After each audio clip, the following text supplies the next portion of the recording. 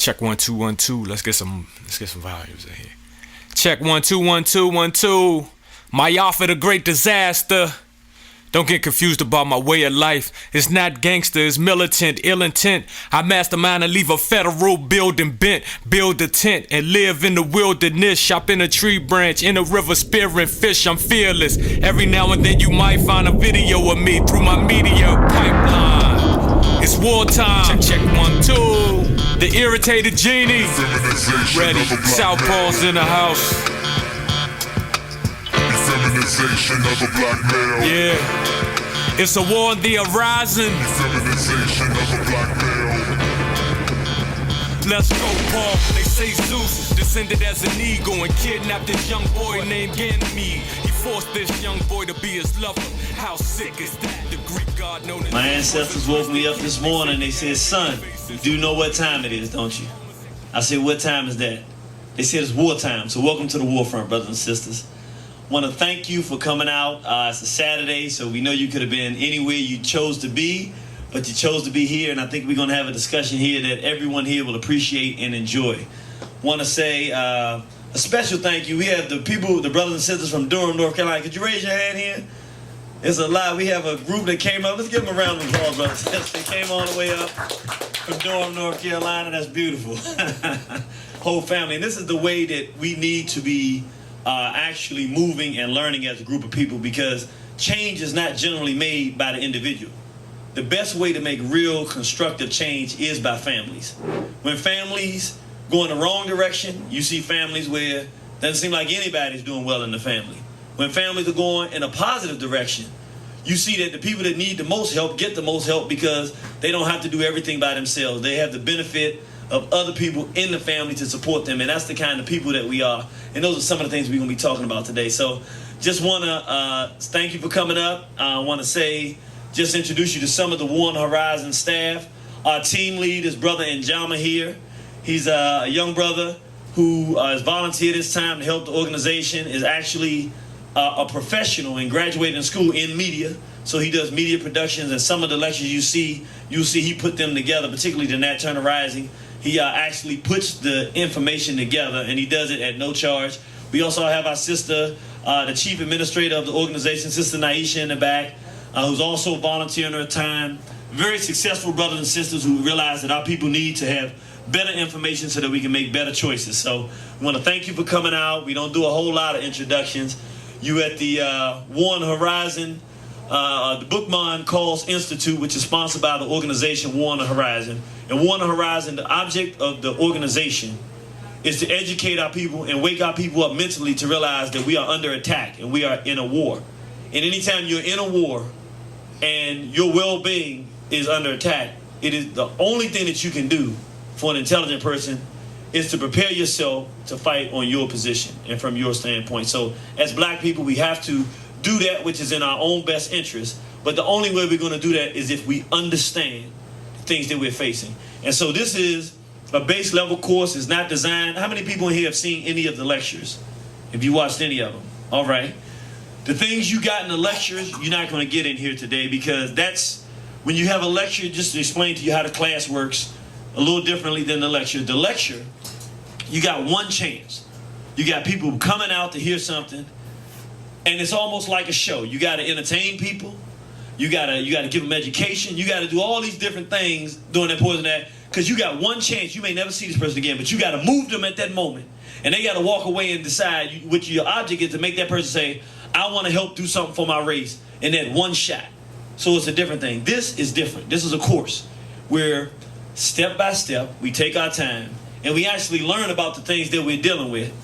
We re-educate ourselves so that all the miseducation and misinformation we've been getting yesterday, we get a new education today, and we keep it very simple. We don't get complex. So the discussion we're going to have today is going to be just as easily understood by the 5-year-olds in the room as the 35-year-olds in the room, because it's designed to be very simple. We go through the major areas of people activity. We just start off here. I just want to show some of the products that we'll have in the back that'll be available for your consumption at the end. Could you hit the light for me, brother? Oh, thank you. All right. some of the things here. These are some of the lecture DVDs. The Feminization of the Black Male series is the most popular one. It goes with the book War on the Horizon, Black Resistance to the White Sex Assault. And the purpose of this book is for us to understand that we would call it sexual terrorism now, meaning no matter where black people are on the planet, the whites have systems in place where they target children for sexual abuse. Whether it's mental sexual abuse, turning on the TV and seeing things that a child should not be exposed to, whether it's actually promoting pedophilia, people putting their hands on children and disturbing children, no matter what the situation is, this is something that is an intentional assault on all of our people. And if we're going to survive this rule of the right race on this planet today, we have to understand we have to protect our children. And so that's the real reason that the book was written. It explains the homosexuality that's going on in our community, why we see so much of it, why they're promoting it, why they have so many black men in dresses on television, why they got a new movie coming out. How many people know Martin Lawrence and what's the other guy? Jamie Foxx coming out with a new movie, Wanda and Shanae. The characters they did on Living Color, they coming out with a new movie. Why are they bombarding us with these images of black men in women's clothing and all of this stuff? There's a reason that they're doing it. That's what the book is about. We have other lectures, genocide, one that is actually quickly becoming one of the most popular ones because it deals with the full assault that whites have. That's an intentional assault on our people, so that we can understand the reason we're in the condition we're in is not because we are horrible people, not because we're bad people. There is a plan in place to make us go in the wrong direction and to destroy our people. And the purpose of this course is to stop playing games and pretending like it doesn't exist, to analyze it so that when you walk out this door, you can make better decisions. We have a lecture in the back that we tell people, don't get this one if you've never seen a War on the Horizon lecture, don't get it. This one's the tough one here. This is only for the strong here, but this is a lecture out of all the lectures that is one of the strongest ones we have, called Nat Turner Rising. We welcome you to the Institute, and we're going to get right into the class. We have, basically, there's a man named Neely Fuller who was sitting on a hill. He was in the military some years ago after the Korean War, or in the Korean War. He was in the war. And he was sitting on a hill, and he said he was just sitting there thinking.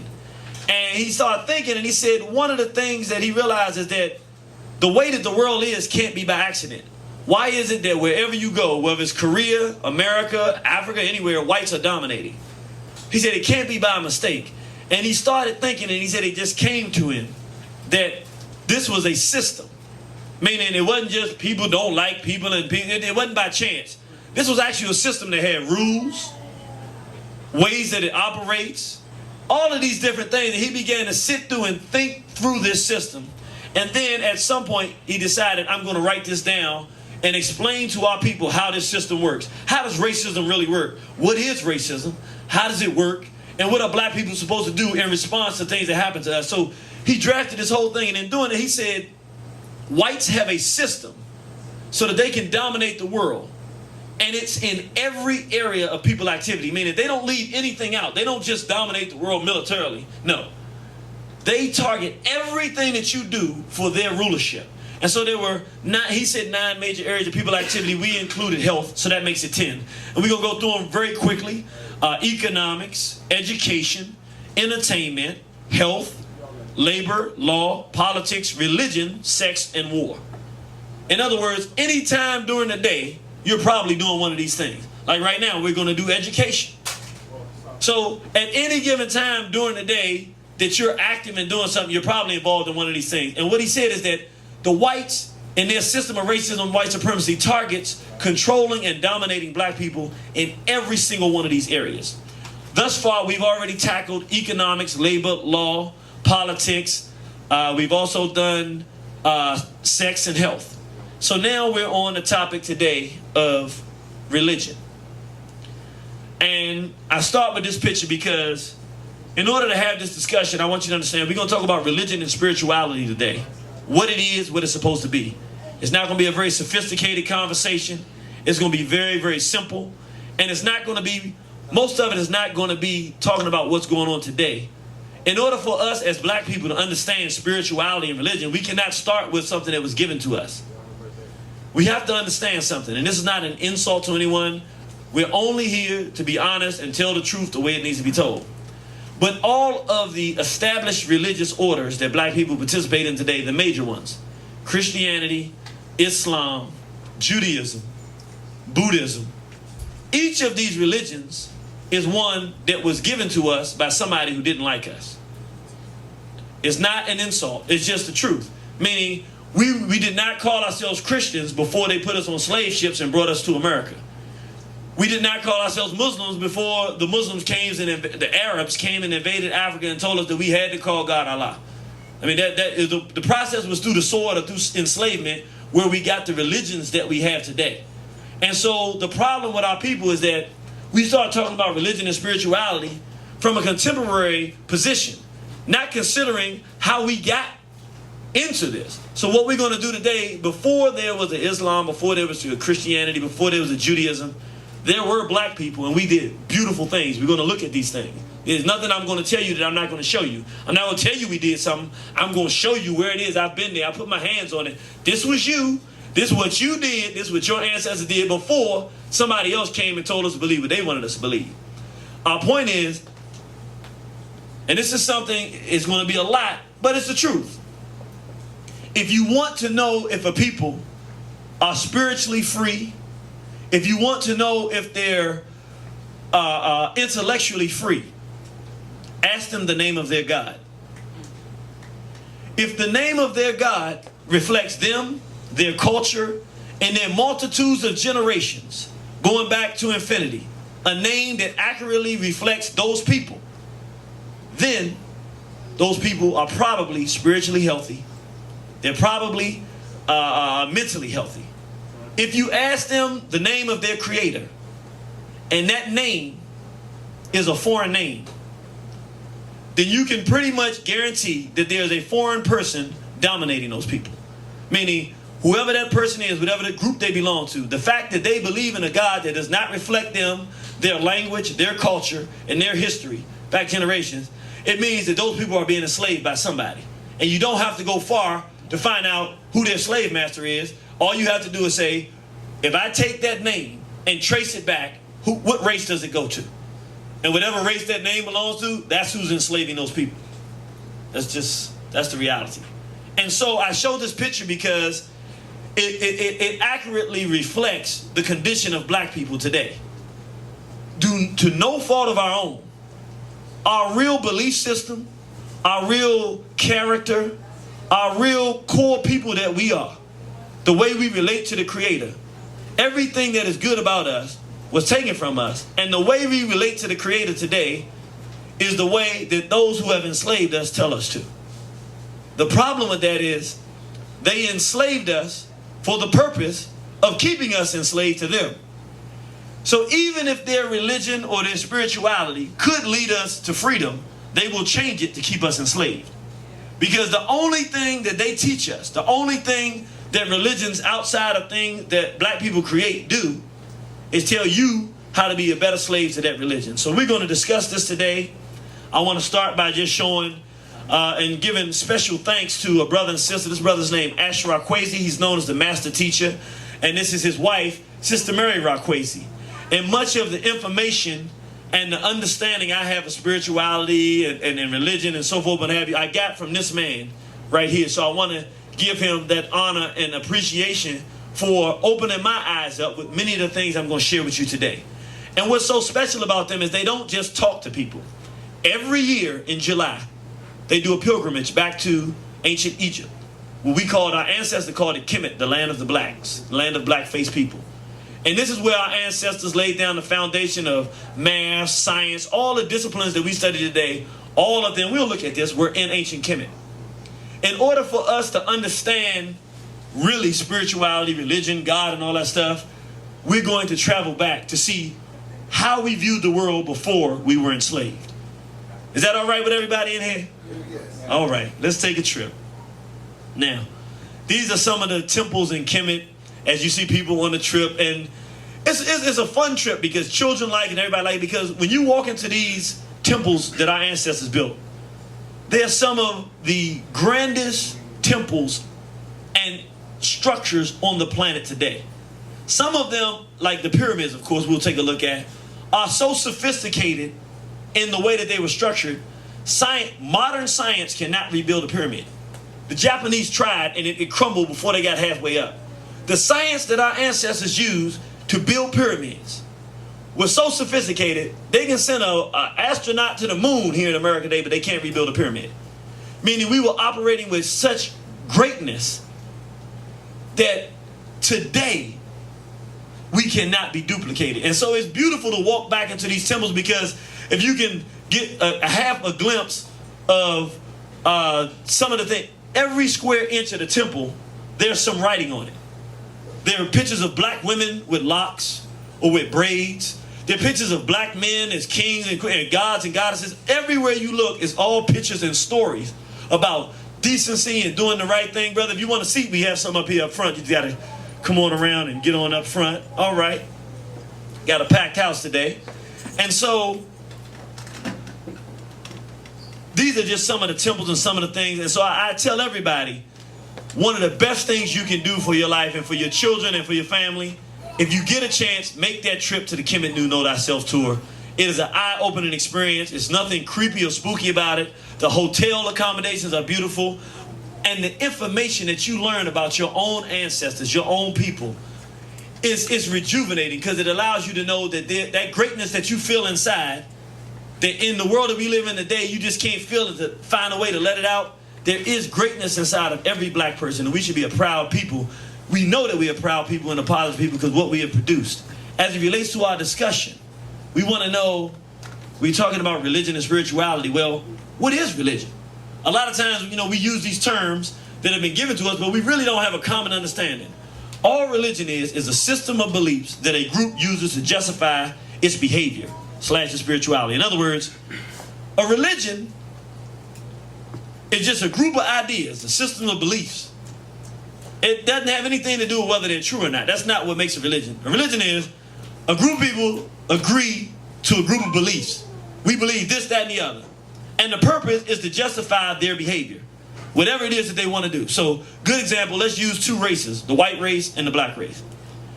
White folks, religion is a group of beliefs they have to do what? Justify going around raping, robbing, and terrorizing the world. So, they created a religion that's called Christianity, and under the guise of their religion, it says they have a right to go around to the rest of the world because you don't believe in the God they say you should believe in, and they can take all your land, they can kill you, they can rape your children, they can do whatever they want to do to you under the guise of their belief system. And when they give you their belief system, now you must comply to do the very same thing they said. Allow them to take all your land, allow them to take yours, allow them to brutalize you, allow them to do all that kind of stuff. That's all the religion is. If you're trying to make the religion match with what it says, then you're confused. You don't actually, the things that people tell you are not the religion. What is practiced is the religion. In other words, white folks in the Bible says, thou shalt not steal. But it was Christian white folks that came and kidnapped us from Africa. They didn't just steal land, they stole us. Well, obviously, they're not practicing those guidelines they wrote down, because that's not the religion. The religion is white supremacy. The religious name for it is Christianity. And the object of it is to make you, for them, is to be able to take and rob and steal from you under the guise that it's okay because God said so. And the object is for you to believe that it's okay for them to steal from you, brutalize you, harm you because they said so, because you believe the religion. So that's all they designed the thing for, and that's what religion is. For African people, today, religion is just that. A group of beliefs. We believe that it's okay for white folks to brutalize and take us and everything like that because God gave them the right to do it. And really, at the end of the day, that's what this religion that most of us practice in this country, Christianity, does. It allows us to justify, because otherwise, if we didn't have this religion, we would not tolerate the things that white folks do to us. But because they trained us with it to turn the other cheek, now we know that it's not their religion, because when they said the towers in New York got bombed by some Arabs, they didn't turn the other cheek. They didn't do none of the stuff that we're taught to do. They went out there and bombed, and again, justified what they wanted to do to other folks. Rape, torture, pillage, all that kind of stuff that they're doing over in the Arab world. That's what they do. If you cross them or anywhere, that's what they do. That's their real religion. What they give us, that's supposed to be our religion, is that it's okay for them to do that. Now, what's the difference between religion and spirituality? spirituality refers to the degree to which something lives according to its nature. By doing what its nature is designed to do, it moves closer and closer to the Creator. In other words, the bird, when you look at the bird, it flies. The birds mate in whatever way that they mate. We don't go teach the birds how to mate. It's something innate that the Creator put in them. And the bird does what the bird's supposed to do. Dogs. There's a certain character of dogs. You pretty much know how dogs behave. They bark, you know, when they get angry. If they feel threatened, they do it. You know, they have a certain courage. They also like people to a certain degree. Other animals don't. It's their nature. In other words, God made everything in the universe with a certain nature, the living thing. It has a nature. It has a way that it operates, the things that it does, you know. And that's the nature of that thing. The more that thing works according to its nature, what it is designed to do, more spiritual it is. Meaning the closer it is to Creator, because it's doing what the Creator put it here to do. So when the grass grows through the concrete, God put the grass here to grow. You can pour concrete over top of it, but the grass knows what it's supposed to do, it's supposed to grow. So even with concrete over it, it's doing what it's trying to do. That's what it's supposed to do. The grass is supposed to grow and make the place green. That's what things do according to their nature. So, in order for a thing to be spiritual, it has to know what it's supposed to do. I'm about to say something to you. It's very revolutionary, but we're going to keep it simple, but it's true. The problem with the world is the white race. But out of everything on this planet today, out of all the people, they're the most spiritual. They're not spiritual from an African perspective. The way that they behave, the killing and raping, no. But you have to know the nature of the European. The nature of Europeans is destructive. They're a destructive race. That's what they do. They rape, they torture, they steal, they lie. That's who they are. And they do it all the time. And they don't change. Now, we're not saying we want them to do that, but they're doing exactly what they're designed to do. Their melaninless skin that doesn't absorb the rays from the sun, everything is supposed to, on this planet, is supposed to enjoy the sun. Because the sun is the life, the sun is the source of most life on this planet, water and sun. They're the ones that go and pollute water. No other race of people on the planet will pollute the water, because if you don't have water, you can't survive. 70% of our bodies is made up of water. Body weight. So water is an element critical. Why do they destroy it? Because they're a destructive race. This is what they do. The object is not for them to be good. That ain't who they are. That's your object. What we do is try to superimpose the people that we are on Europeans. The problem and why black people are struggling spiritually and why we don't feel right is because the challenge for black people is not to make white folks good, but it's for us to be good. So we're trying to live a decent life, but we're avoiding the natural consequence of the fact that there's somebody here disturbing life on the planet Earth. What I'm saying by that is, it is our nature to want to do what's right. And if somebody is doing something that's wrong, it is our nature to prevent them from doing it. Which means we have to go toe-to-toe with them and say, what you're doing is wrong, I'm going to stop you from doing it, and I'm going to do it the right way. The problem with our people, the reason we find ourselves in turmoil, is that the Europeans, whites, have given us a religion that prevents us from doing exactly what we honestly know we're supposed to do. They are not responsible with power. They're violent. They're dishonest. We are supposed to take their power from them. Now, how do we know that this is spirituality? How do we know? How can I prove it? Think about the people, and we'll show pictures later, but who are the people that we celebrate? I want you to really think about this. All the people that we find to be our greatest heroes. Name me some of the names of the people. Whenever we talk about great black people, name me some of the names. Martin Luther King. Martin Luther King. Name me some more.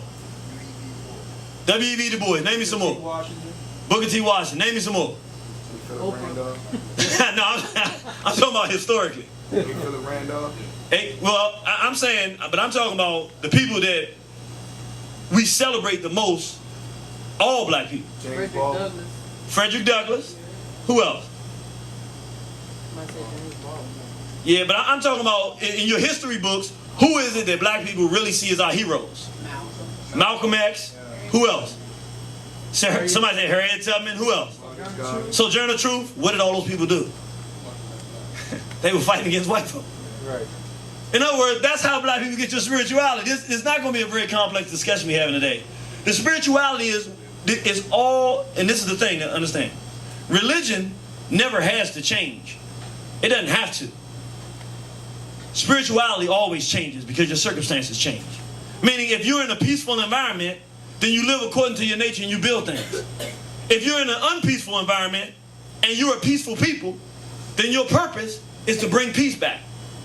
Spirituality changes according to your circumstance, where you are in space and time. You have to know who you are and what you're supposed to be doing. And according to that, when you want to know the Creator, it's not about no thing that you say or something. It's about, are you doing what the Creator will want people to do who feel as though they are righteous people?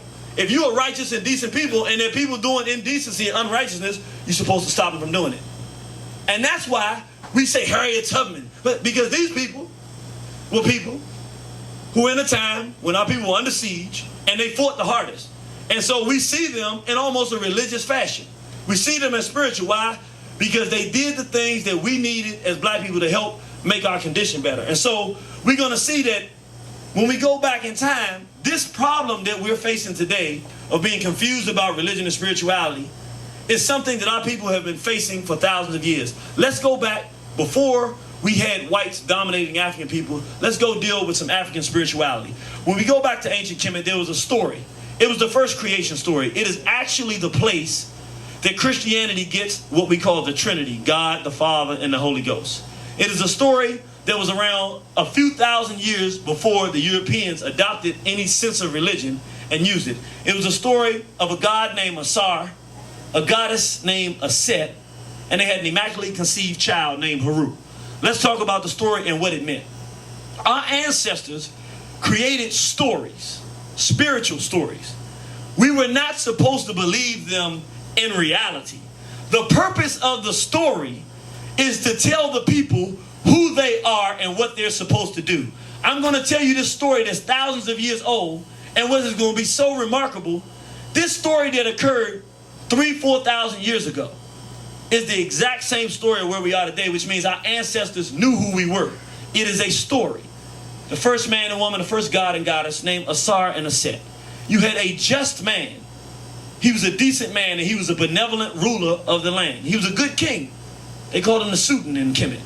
And he ruled over the land of Kemet, Egypt at that time, which was the greatest nation on the planet during that time. And he had a wife named the goddess Aset. Her name was Aset. And they loved one another and they ruled the kingdom together. Well, he had an evil brother named Set. Asar did. This evil brother who for no apparent reason was jealous of his brother. He was jealous of the fact that he ruled the throne. So he decided he was going to undermine him. So he invited him to a party and he murdered his own brother. And he killed Asar and he cut him into many pieces, 14 pieces, and spread the body throughout the Nile. And so when Asar's wife, Aset, found out that her husband had been killed, she went out and she gathered all the pieces of his body that she could find. And she found all the pieces except for his phallus. And so she put all the pieces together, and through her love for this man who was physically slain, even though he was physically dead, his spirit came to life. What are we talking when we say a spirit? Every person in here has what we call a spirit. It's something that you can't see physically, but the physical body is the shell. But what makes the person what we call intelligent? What makes the person we say funny? What makes the person when they walk and you say that person just got a good vibe? That's the spirit. The thing inside the person, that's the real person that you know. You don't just know the physical person. The real person that you know is the one that's honest or dishonest, the one that has courage, the one that you like to hang around because they're just cool and laid back. All those descriptions are the description of the real person. That's what our ancestors called a spirit, because you can't see it, but that's the real person. Ain't nothing spooky, ain't no ghost going and floating in the sky. When people say spirit, we just talking about the real person, the way they are. Not the physical person, but the real way that person is. That's the spirit. And so, she loved the man so much, his physical body couldn't come back, he was dead. But his spirit came back to life and impregnated her. Now, what is that story about? Can that really physically happen? No. But what is the story about? The story is saying that as black people, our general nature is to be kind and benevolent. But throughout time, we're going to face circumstances of assault. People are going to attack us because of our goodness. It's going to happen because our nature is good, and because evil exists, it will exist and come and attack us. But when it attacks us, no matter how bad things look, we always have hope.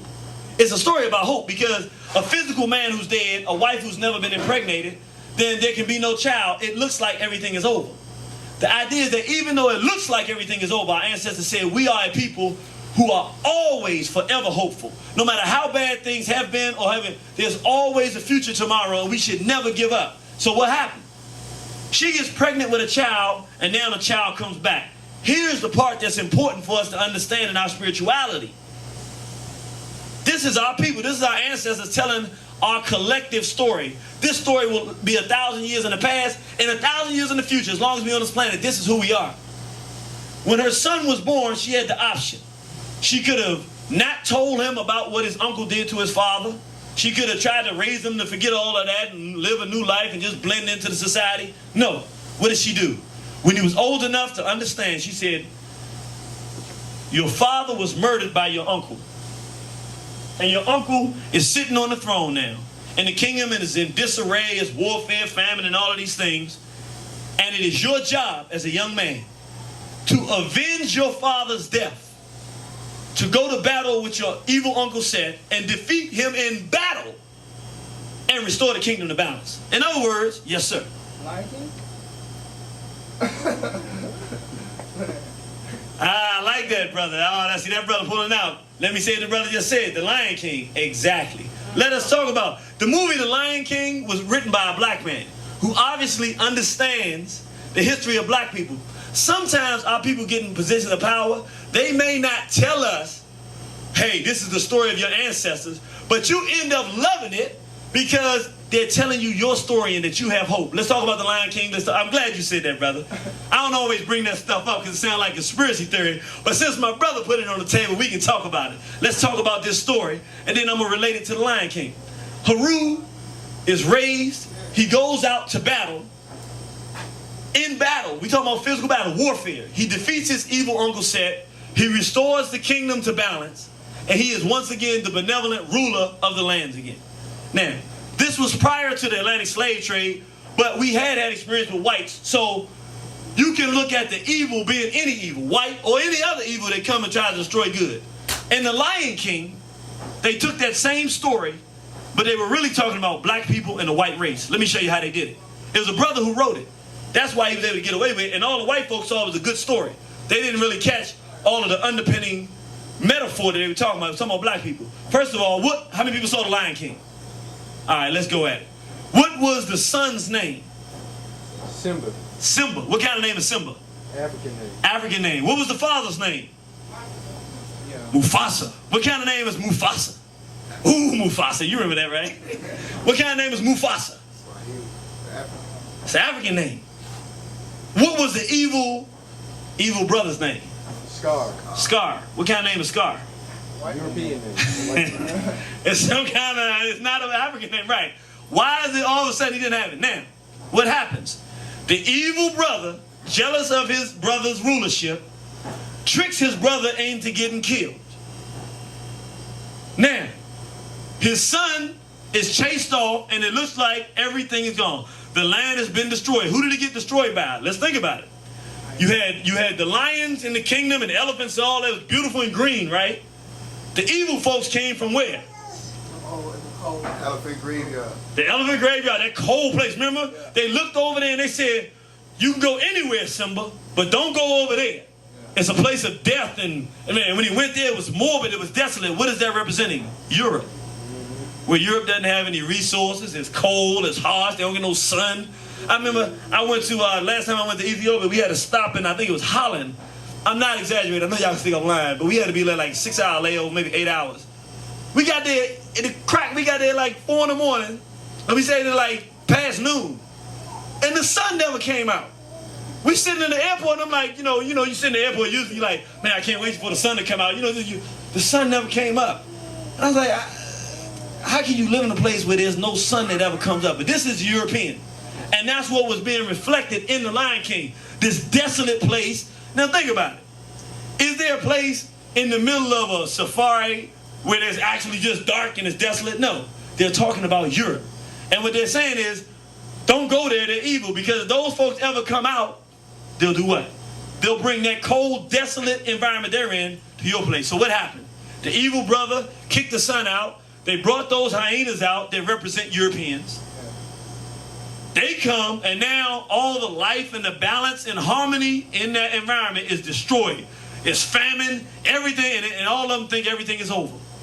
And all of a sudden, one of the females goes and finds the son and tells him, that's your kingdom.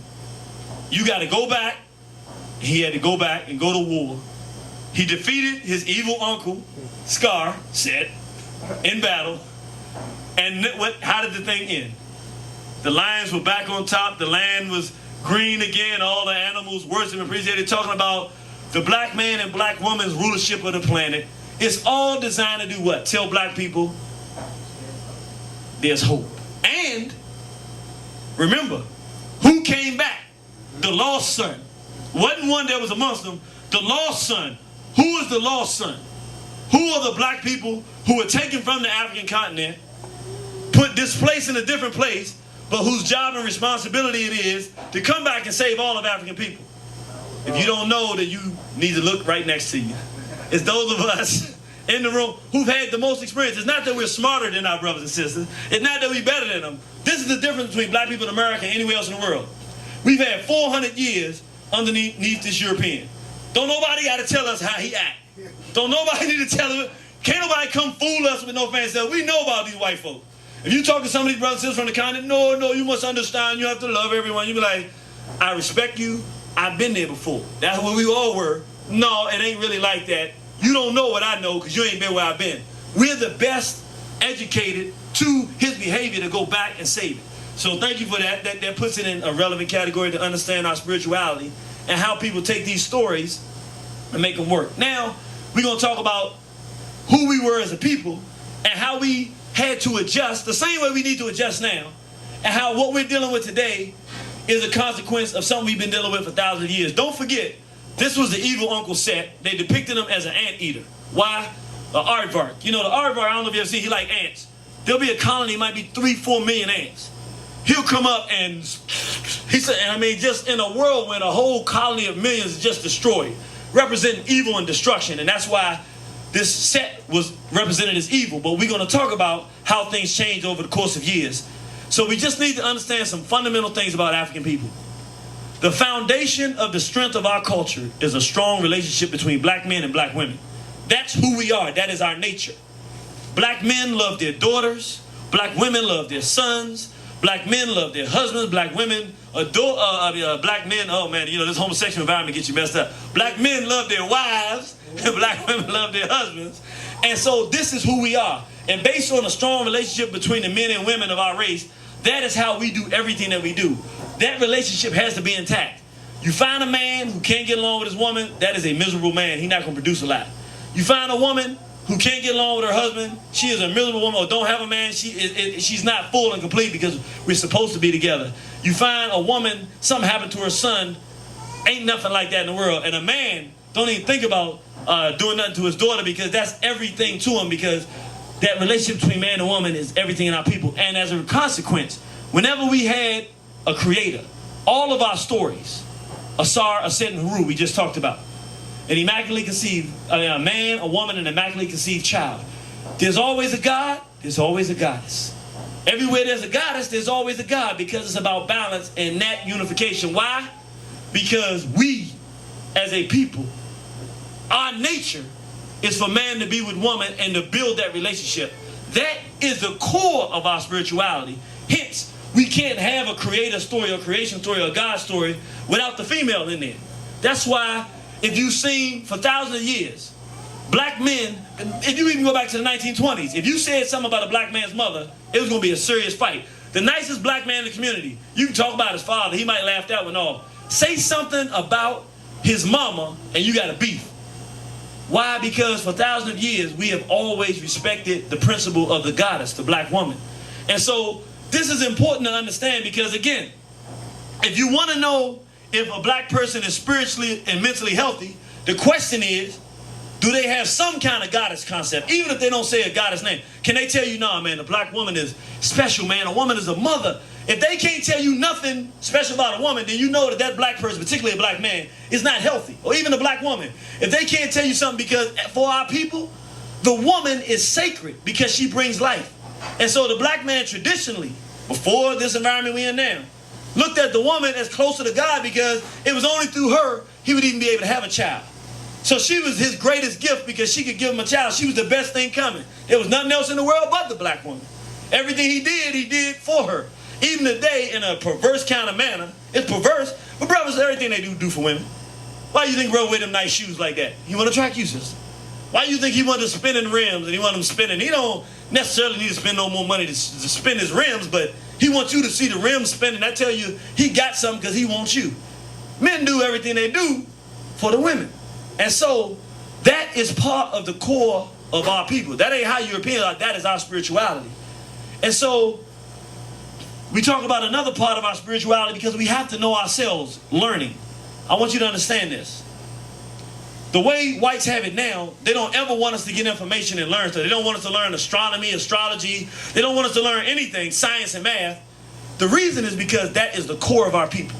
Meaning, after we had fought and defeated any forces around us that would threaten us, now we were living in a black environment. All we would do is study, learn.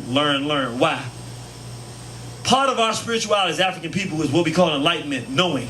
Meaning we want to understand everything. The best way to understand the Creator is to understand the creation.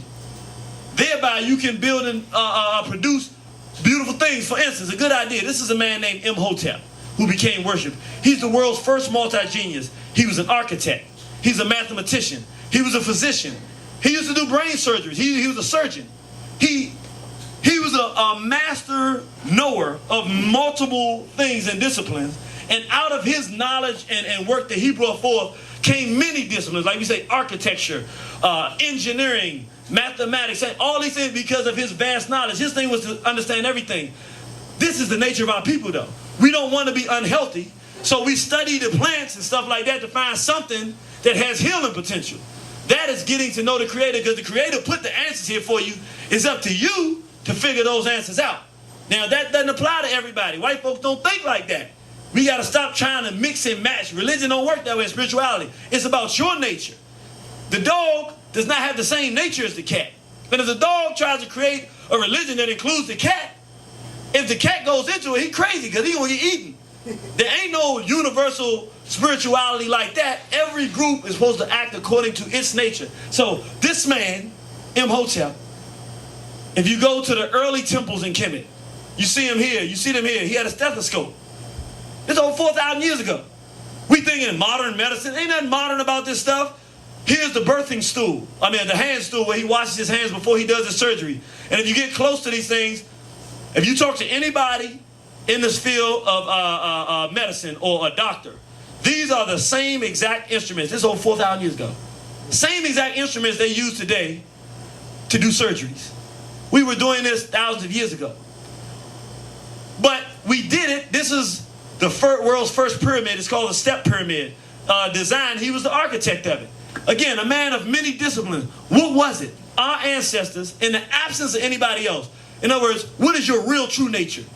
You know your true nature when there's nothing else influencing you, nothing else impacting you. Our nature was to develop strong relationships between men and women, and to build and to show the Creator that we respected God. In other words, we respect God, and the way we prove that is we build beautiful things that show our mastery of math and science and the universe around us. That's how we did it. And so, this is very important, this foundation I'm laying, because we're going to understand what our ancestors had to do, because when things change, you don't stay in the same place. There's nothing spiritual about that. Things change. That is a part of the universe. When they change, you change accordingly. Now, we built these pyramids, some of the greatest structures again. The modern math they have today cannot build these pyramids. Why do we build these pyramids? This is called the Giza Plateau. We're going to talk about what our ancestors were doing in our spirituality. And it's something that you've heard before but had no idea where it came from. Now, these three pyramids that you see here, what they call the Giza Plateau, Khufu, Khafre, and Menkaure. They were a father, a son, and the grandson. Each one of them had these great pyramids built. they were built not just to build them. They were tombs for, this is what our ancestors believed, that when they died, their spirit, if they lived a good life, he was a good king and the people, he did good by the people, his spirit would travel back to Asar, the great father, and the great goddess of Set, and he would see the creator again, and he would become eternal and live forever as a spirit. That's what our ancestors believed. We didn't believe we died. We believed that the physical body died, but if you was a good person, not everybody, but if you was a good person and did your best, and your good outweighed your bad, then you would go and live forever. And so, we had studied so much, and we were building so much, and we had mastered so much, that we wanted to show the creator that we had mastered these things and how much we respected the creator in learning. And so we built these pyramids to say what? If you look at this, there's 7 stars. I mean, there are millions and millions of stars, but this particular group of stars was used by our ancestors for thousands of years to predict when floods would come, how high the water would be, when drought would come. They were able to measure these stars and determine time and what was to come and predict. They were able to say, okay, if the stars at this point, then this is what's going to happen. They actually began to study. Now, again, that's somebody sitting down. How they picked those 7 stars out of all the stars in the sky, I don't know. You don't know. But those are the 7 ones that they picked. And out of those 7, they were able to build the greatest, all the disciplines we see. And so, they took that understanding and attached it to the creator and the understanding of the creator. Now, you've heard this, so you want to listen to this because you know it, but you ain't know what you was talking about. Now, if you see these 3 stars here, they're kind of aligned. They're not exactly straight, but they're close. And then you have 4 other stars that are in kind of a box around them. And what this is, our ancestors called this the Great Father Asar.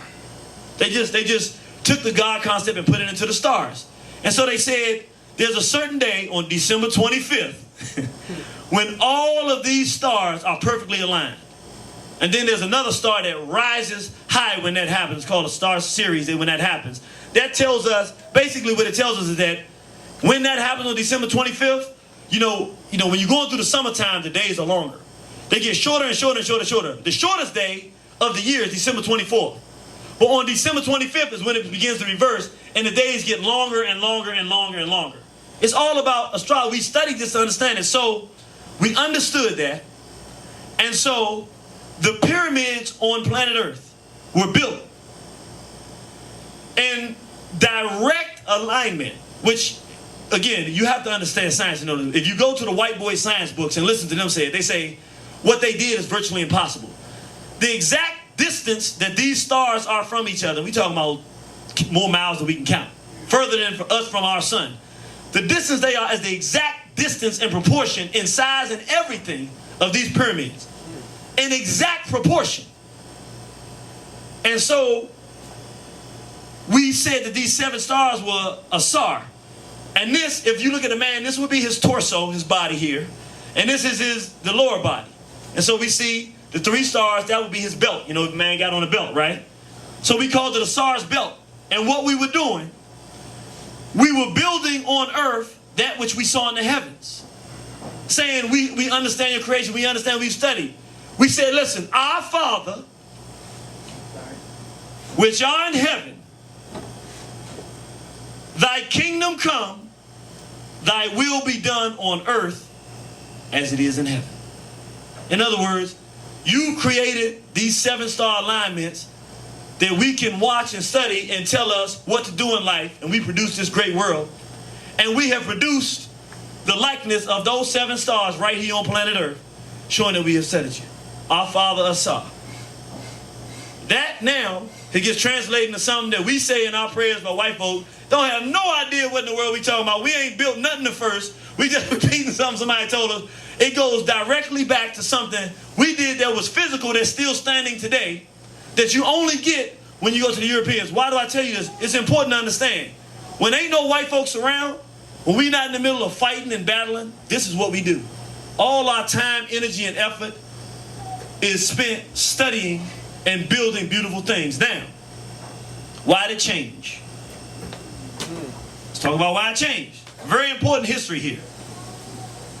The first full-scale invasion, we had many thousands of years fighting back and forth, white folk coming into Kemet. Our societies were very simple. Black men and women protected each other. We cared for one another. We tried to build civilized society. We fought with people that fought with us. They had never come in and fully taken over before. The first time that the whites, or what we call Asiatics, they were just white folk before they had a place called Europe. They were barbarians. They didn't have an idea of right or wrong, none of that stuff. The first time they came, we didn't even let them into our land because they were homosexuals. They was into bestiality. They were into so many murder. They were just such vicious demons. Our ancestors said they can't even come around here because they don't know God. They don't have any spirituality. They're not trying to live according to any likeness. It's not true. They do have a spirituality. Destruction. They live perfectly according to that. But I'm saying our ancestors said that ain't our way. Don't let them in. But our kindness, just like we are today, our niceness, no matter what happens, we always so nice, want to love everybody. This is something we've been dealing with for 1,000 years. We start letting some of them in. We start trying to teach them. Then after we start letting some of them in, they start inviting more of them in. Now, we sitting there thinking we making friends with them. They sitting there plotting on our destruction. They're sitting there planning to come on a full scale. So they finally come in with a full scale invasion, rape everything in sight, destroy all the books of learning or the writings of learning, kill anything they come across, plunder anything they find. And I want you to understand, if we think it's bad the way we are dealing with Europeans, the stuff they do to us today, understand the people who for thousands of years have been doing nothing but studying stars, and they don't even hardly fight. If you see a fight, it's just two dudes fighting and then it's over. You know, we mediate conflict. You're talking about a clean, upright people that really haven't seen violence and vileness of this nature. Imagine being the leading people on the planet. Everybody around the world wants to come to your land to learn something. You're the best of everything. And overnight, someone comes in and takes all your children and rapes and murders them. Start killing and raping your women. Start raping men. Start plundering resources, taking things that it took you thousands of years to create this knowledge, and now this fool is just going to come. He don't have no respect for knowledge, and just destroy everything. They ruled us for 200 years. Let's think about 200 years. 200 years for people who have been at the top forever, of being underneath of people who are completely destructive. You're beginning to lose your language.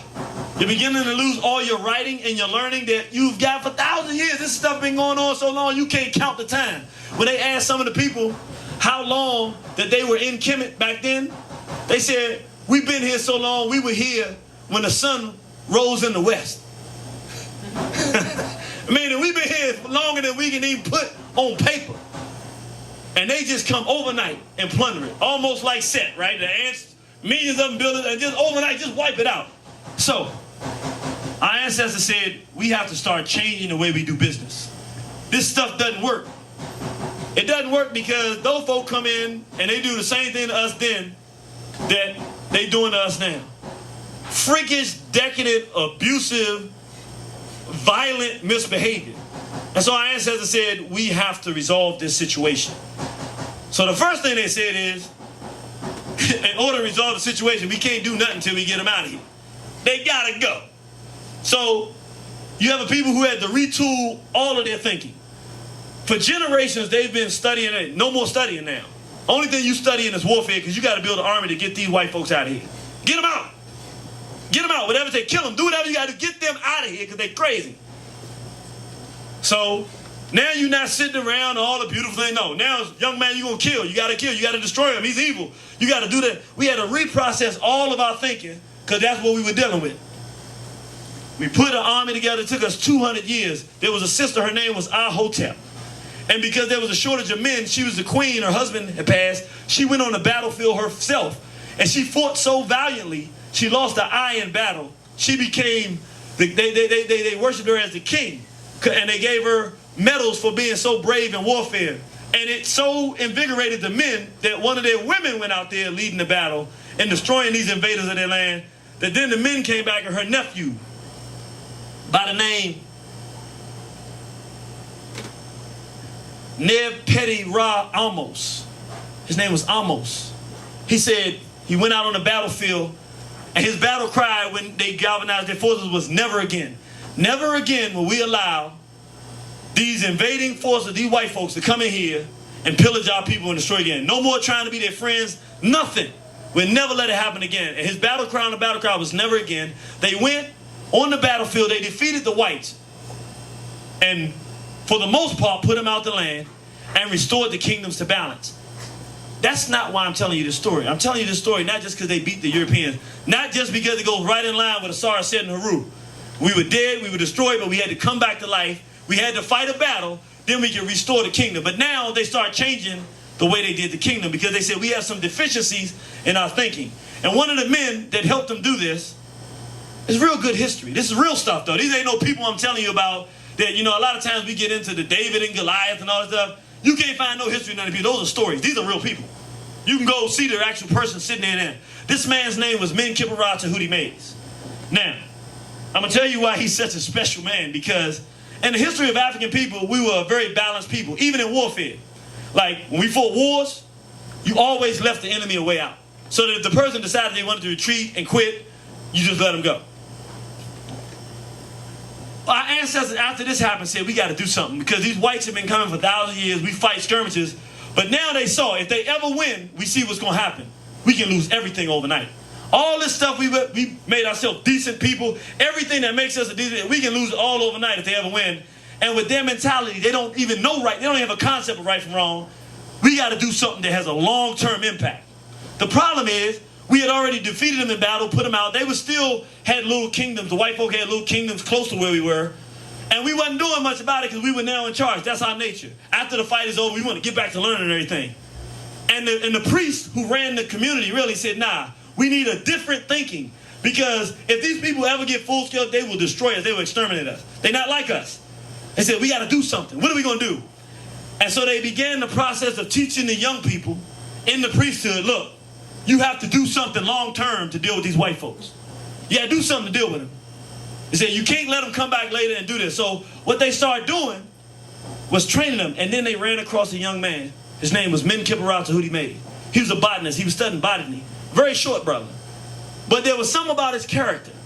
He was an extremely mean-spirited person, unlike normal African people.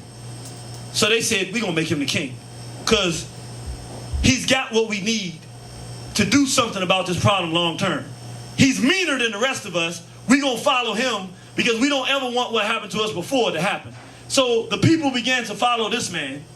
And he was not supposed to be king, but the priest had a special ceremony just to make him king. Oh, he's supposed to be king. God, Amen, said he'd be king. It was really about the fact this dude ain't like the rest of us.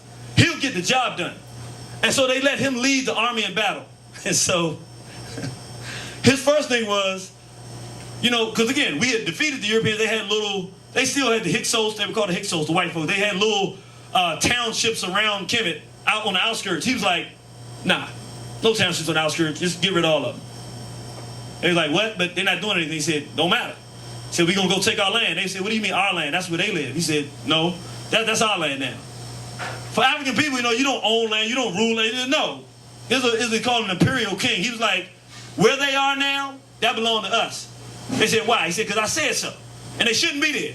So we're going to go get rid of them. And they're like, what? They said, that's why we put them in power with us. So he developed the army. And if you see what he did, is a place called Megiddo. Why is that for many people who are Christians, why is that relevant? The term Armageddon comes from the city Megiddo. He went into this town where they were and just started exterminating. And when he finished, again, in battle, you know, in African history, somebody losing a battle, you take prisoners, whatever. He ain't taking no prisoners. He chopped up every white thing that was in sight, everything, killed everybody. And the people that came behind it, it was such a different look on a battlefield, such destruction that carnage he had created. They said the end of the world is going to look like this, and that's where we get the term Armageddon, the end of the world. But he didn't stop there.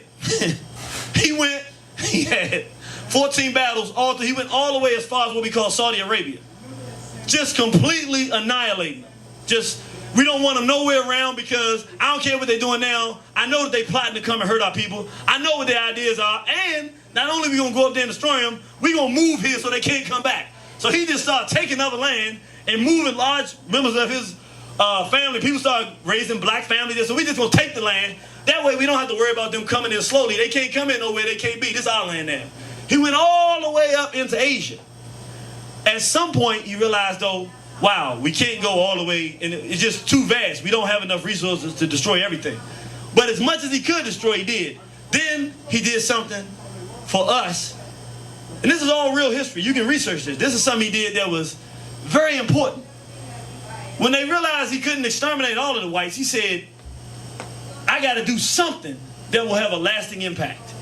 Because if they ever get power, the difference between them and us, even when we go overtake a group, we're not going to rape nobody because rape is wrong. We definitely not going to destroy them and make them not be able to marry each other and destroy the institution of marriage. We won't do that. We'll just rule, but we're not going to plunder them and destroy them entirely. They'll do that to us. So he said, I got an idea. Since they don't know right from wrong, that ain't part of their character, I'll make them know it. So literally, the ones that he left alive, he conquered their regions. He'd take their leaders back to Kemet. And he'd say, get on your knees, and you're going to pray 12 times, 15 times a day. All you're going to do is learn right from wrong. This is right, this is wrong. Stealing is wrong, stealing is wrong. This is wrong, this is wrong. And if you do it, what's going to happen? You're going to kill me. That's right, I'm going to kill you. And who is God? God is Amen. Amen. We worship Amen. Amen, the great black God. Amen. Amen. I mean, these white folks on their knee, and let one of them not say what he's supposed to say. This man, all he was known for was just brutality to whites. And so what happened is, you see, this is how he's remembered. Most of the kings have great stature. This is in his tomb. When you go into the tomb, that's carved inside of a mountain in the shape of a canoe, which today we would know as a coffin. All they have is pictures of him on the wall with the white folks bound and gagged, chopping heads off. That's him. This is him. I mean, this is real stuff. This is my pictures. I took my camera that's in there. The spiritual, because the spirituality changed. Spirituality at that time is we got to do something about this threat of these white folks. Then we can get back to dealing with our things. So my point being is that this man came, and that's why today, this is where whites don't have an innate idea of right and wrong. Meaning they don't care what, they don't have a conscience. They'll go destroy something. They don't care what they done. But the only reason they even can say right or wrong or have religion or anything, this man indoctrinated the whole world with the worship of a black god named Amen. Now, this is how deep what he did to them was. Even though they not good people, they at least know good from bad now. They don't do good, but they at least know good from bad. It has a little bit of impact on how they would be. Imagine if white folk didn't have no religion at all. Imagine if they didn't have any even intellectual conflict or conscience. Imagine what they would do. Not that they're not doing, but imagine they didn't have nothing to say that you can't say, no, that's not right. You said you weren't going to do this. They at least try to pretend like they're a certain way. That's because of him. How do you know how much impact he had? When you see the Arabs now, 5 times a day they have to pray. What was that? These are the same people that he trained all day long that they're going to sit there and pray to God. Why? Because he said, you're not spiritual on the inside. It's not your nature. I'll make you that way. The only way you can do that is to say you believe something and live according to that. And if you don't, I'm going to kill you. So at the end of the Muslim prayer, they say, Ameen. At the end of the Christian prayer, you know, thank you, Lord, for food we about to receive from nourishment of our body. In Christ's name, what? Amen. Amen. Why? Because even the whites then have been indoctrinated with who? Amen. Everybody had to worship Amen. So he did this for us so that down the line, hopefully it would have some intellectual impact that the world would know that there was a time when we ruled and there would be some sense of decency and rightness in their minds. And so we get to start saying, now we're going to talk, we're going to speed on a little faster, but we're going to talk about what our ancestors did in terms of changing the spirituality for the purpose of dealing with the fact that our natural innate way was that we're going to be nice to people and they're going to come and destroy us because of our niceness one day. They had to make adjustments. So one of the adjustments they made, this is a guy named Akhenaten, who is celebrated by many people in Kemet, but he was like one of the worst ancestors we had in the sense that after Menkaure Tuti Mays had taken all this land and stuff, this guy came to power, and his thing was, shortly after, we will study war no more. He moved the kingdom out. We're not going to fight no more wars. We're not going to fight no more battles and everything. So what did our ancestors do? There's a place called the Temple of Seti I, where the history, for 2,000 years, this is Seti I teaching his son Ramesu all of the great kings in the history of Kemet. Thousands of years, 2,000 lists. This man had become king and wouldn't fight. They left him off of history. In other words, our ancestors said, we're going to have a consequence for your bad behavior. If you do not fight with the white folks, if you let them in, anything like that, you will be written out of history. And the concept is that every king wants to die and go to see Amen. You will not see Amen. You will not see God. You will not see a star. You will not have an afterlife if you don't protect your people from white folk. That became the new spirituality. Why? Because it was necessary. Because they said, yeah, we can study math and all that's fine. But what you going to do when they come in and destroy all of that? You got to prevent that. And so one of the things they did is create penalties for anybody who was up there trying to love white folk. It was a penalty. You are not godly. You almost a devil. And you will not be remembered. You don't even exist. So on 2,000 years of history, we're going to leave your name off. You didn't even exist. Another thing they did. We had built these great statues and pyramids. Well, if your culture is intact, you can look at the pyramid and say, I know what that means. We're demonstrating how we study and worship the Creator. Yeah, that's fine. But if your culture is destroyed, you just see some big buildings, some big stone buildings. Einstein said, nah, we got to change the way we do business, because since it's not in our people's nature to know that there's a threat outside, we got to change things so that they always know they got threats. So in these new kingdoms, they said, now we ain't going to have no more buildings that don't have nothing on it. They said, we have to be able to talk to people 1,000 years in the future. How can we tell black people that you must, in order to be spiritual and see God, you must destroy white folk. You must fight your enemies. You got to do that or else God won't receive you. They said, I know how we'll do it. We'll do it in pictures. See, pictures say 1,000 words. You might not be able to read a language 1,000 years from now, but guess what? A picture's worth 1,000 words. This is a huge temple. It's called Medina Hapu. There's a king named Ramesu III. And if you go, you can see this is the king. And this is all the white folks here. It's like many of them. If you can see it, they all on their knees like this. They had tried to come and destroy the kingdom. He's going to take a smite and smite them in their head. And here's God. That's Amen. She said the end of your prayers today. And he's saying, look, I'm a spiritual man, God. I'm spiritual. I'm a godly man. I protected your kingdom from these folks. I didn't let them come in here and destroy your children, call your names, steal your language. And no, I beat them bad. And I'm going to destroy them right before you. I'm bringing you your dead enemies. I'm bringing you the people that would destroy our kingdom. Do you love me? And God comes out with his sickle. Now, I don't come out nice. He comes out with his weapon. Good job, son. Why did they do this? Because right now, they wanted us to know if we ever lost the white folks, lost our way, didn't know what to do, and we didn't know, just like we doing this is what happens to us. Our natural way is to be learning and studying. So we want to get back into that. We don't understand, though. Our ancestors gave us, and most of the temples are like this. It's like a book in stone. First chapter, before you get anything about spirituality and all of the love and the stars, before you get any of that, you got to do first things first. You want to be loved by God, you got to fight your enemies. You got to protect your children. Now, after you do all that, then you can come and start learning the stories of the universe and all the spirit. No. Ancestors said, you get all that after that. If you ain't done that part, you're not spiritual. God don't love you. God don't want nothing to do with you because you letting evil reign. And don't ask God for nothing. Don't ask. God ain't got nothing to give you because you ain't done your part. You do your part first. You deal with the evil. You fight the evil.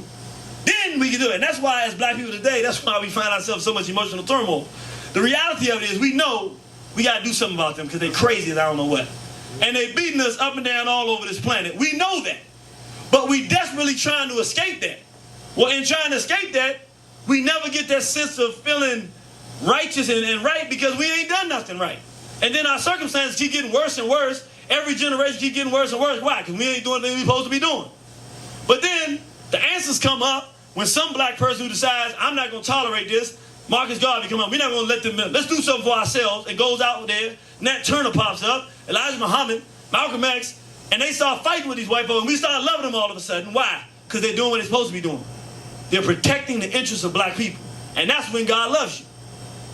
But we're trained and taught we ain't supposed to do that. That's why we find ourselves in turmoil. It is the natural way. You're not supposed to be afraid of what's going to happen. You're supposed to plow the field, protect your people at all costs, fight with those that fight with you, and it is only through that process that you even begin to find anything called spirituality. You're a dead person to allow abuse to happen to you and to know who's doing it and not to fight it. And all you will do is suffer and suffer more. And that's what our ancestors wanted us to understand. And so they came behind us. This is a king named Ramesu. They call him Ramses the Great, and they make him evil, and he did so. He didn't enslave nobody. He was a warrior, just like the man we talked about before. And when you go to his temple and our symbol, you see him right there. What? Because he wants to be loved by God, so he's defeated the enemies that tried to invade his kingdom. And now this is good for us today, because for a lot of black people, we start talking, yeah, we need to do something, but first thing we got to do is deal with our Uncle Toms. Yep. Uncle Tom's the one holding us down. Well, our ancestors gave us the answer there too in pictures, so you can't get it mistaken. On one wall, they got the white folks. On the other wall, they got the black folks that try to come in. Other groups of African nations try to destroy and say, look, you protect your people from everybody. Which means, if we black people trying to do something for ourselves and we got pedophiles running around our community, we ain't sitting down praying to God to do nothing but get them out of our damn community, and we shouldn't be asking nobody else to do it. We should be doing it ourselves.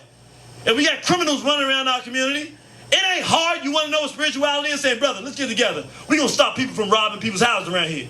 We're going to catch these fools and make sure they get an answer that tells them to stop violating people.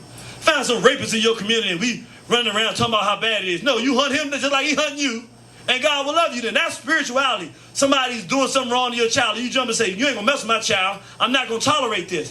You call the police, you do whatever it takes. That's spirituality, protecting your people.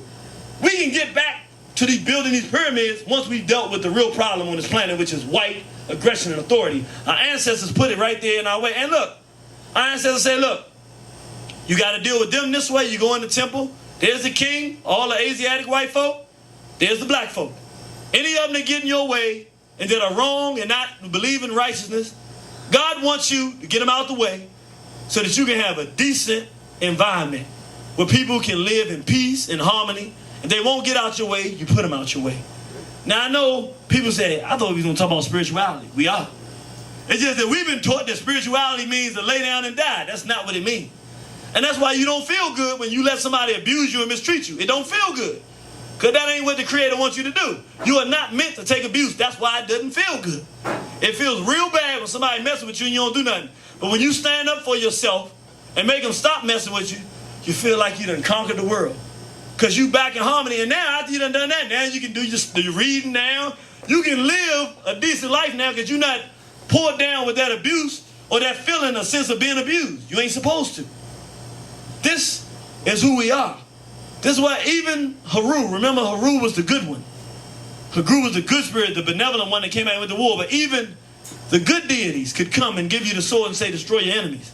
And so our ancestors began to change the idea. Do you remember we talked about Set?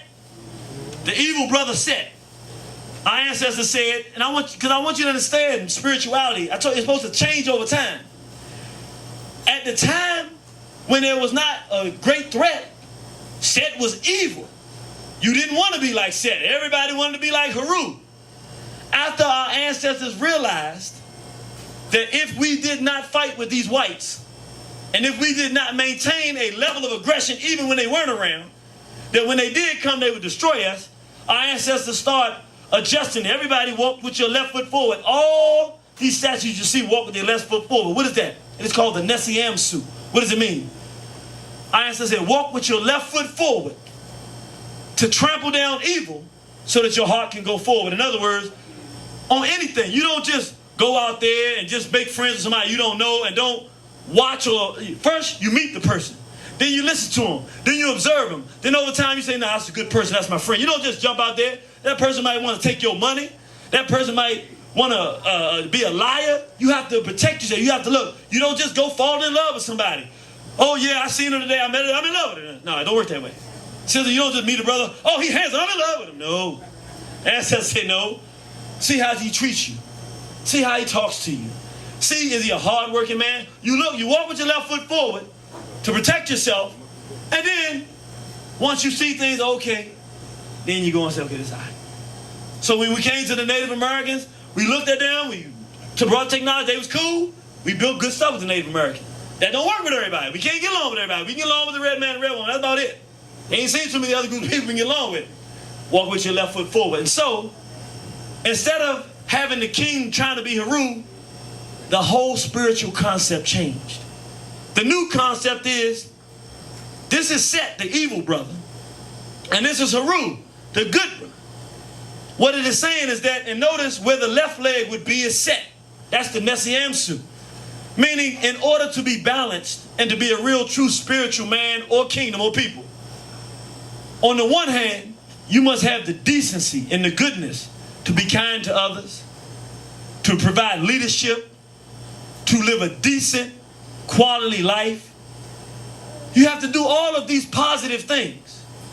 But equally, you have to be willing to destroy anything that would threaten your children or your people and do them harm or disrupt the natural flow of your environment.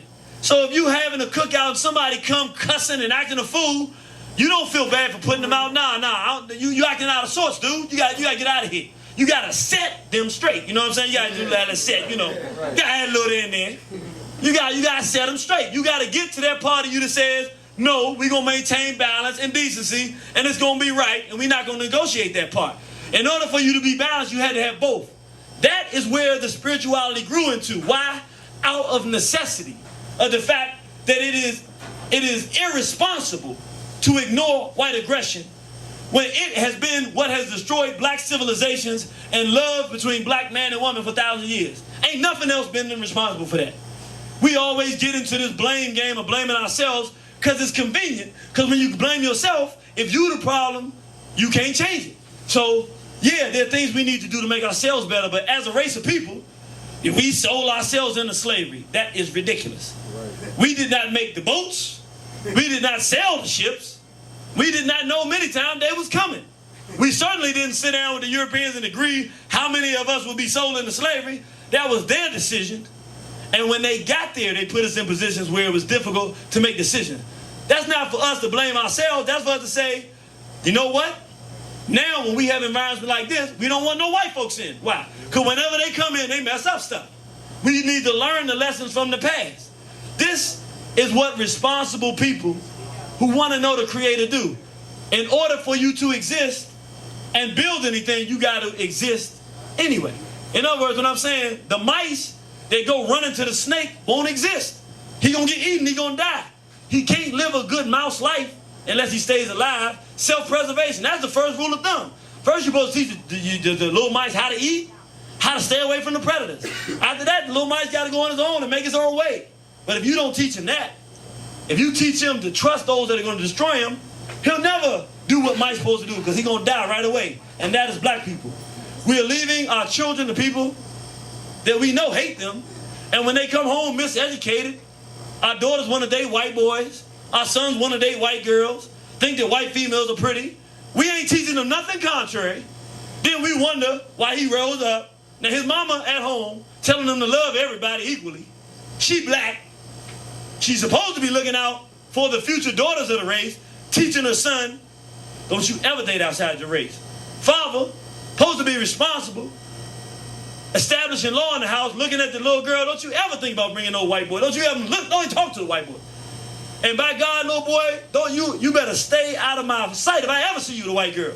So that those children know from the mother and father that the only right decision is for them to be with it. But here's the crazy thing, to be with another black person of the complementary sex, not the same sex. I got to throw that in there these days because now it ain't just white. I mean, you got the girl and tell her it's okay if a girl like it and all, this is all crazy stuff. We supposed to be doing it.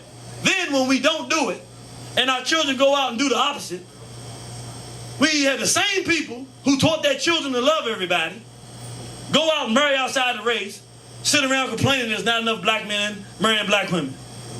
Black men complaining that black women out there doing this stuff, yet it's the black man that has his son looking at white girls in magazines and on TV. He up there teaching that to his son. Then that damn fool wonder why his woman don't want to treat him with no respect. How you gonna not show black women loyalty? Are we some crazy folks? We don't show black women an ounce of loyalty as a race of men. Then we gotta complain when they mad and talking down and won't listen to nothing she gotta say when we didn't protect them. We out here calling them the B word and got music playing, disrespecting our daughters and all. There ain't nothing spiritual about that. You ain't no real man. We're not men. That's why women act like this. Women naturally get in line when real men pop up on the scene. They get in line naturally because they know any issue gonna be taken care of because those men do anything for those women. But a bunch of punks that run around cursing our own women, bowing down to another race of people's women, then complaining when we get pulled over by cops, go crying to our women, they mistreating us. And they supposed to have our backs We running around, the white girls running around like a bunch of punks, men with men and all kind of sickness, on music, calling out women all out their name. Then all of a sudden, when the white folk do something else, we go whining back to black women. I need an attorney. I need this. Ain't even acting like a man, but all of a sudden go just like a little boy crying back to his mama. It's a sick thing that we're involved in. But we've been trained to think that spirituality is being nice to everybody. If anything in the world we live in, that's exactly the opposite of spirituality. We got a bunch of freaks and creeps running around our community doing the wrong thing. Our nature is to be an upstanding, right people. All we would have to do is make a few examples out of a few of them, and they know that we ain't playing with it, and you would be shocked to see how black people would get in line. It's our nature. But when the whites are ruling and making us indecent, and we ain't fighting with them and doing nothing about it, we're going to continue to stay in the exact same condition that we in today. Which means, they got black people scared to use the word black. We won't even say black. Well, the song is about love. Is it black love? You talking about a black one? Black? Well, love is a universal. What do you mean universal thing? Love ain't no universal thing. White folk love to steal from black people. They don't love to steal from each other like they do us. They don't go in pillaging each other nations like they do ours. They love to destroy. Now, what are you talking about? I love black women. I don't universally love all women, because if I do, then I don't have no loyalty for black women. Why should they have loyalty for me? It's a lie. Do you want to win this thing? Do you want to keep going? Do you want to do what our ancestors said? We should be the ones ruling, because we're the best people. We're the ones that know what right from wrong. Even today, in the crazy world we living in, everybody's out there saying, well, a man, if he want to marry a man, that's his choice. Only people on the planet still saying, you crazy out your doggone mind. It's black folk. And they got half us involved in it, we still saying it's wrong.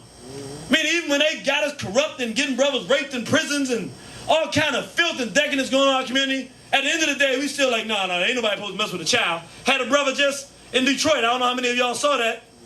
Brother in Detroit. Now, we don't know for sure if the story is what it is, but on the surface now, is what we know so far. Brother got a call from his ex-wife. His son is living with the ex-wife. Son 15 years old. Son had raped or molested his 3-year-old little girl that he lives in a different house with his little daughter. Guess, he's thinking that if his son is around the daughter, that's his big brother, he's going to look out. This 15-year-old boy molested his little 3-year-old girl. His daughter.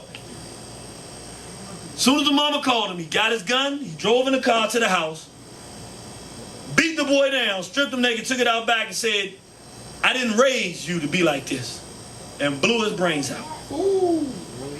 Now some of us, that's so terrible. Well, if the boy didn't do it, it's terrible.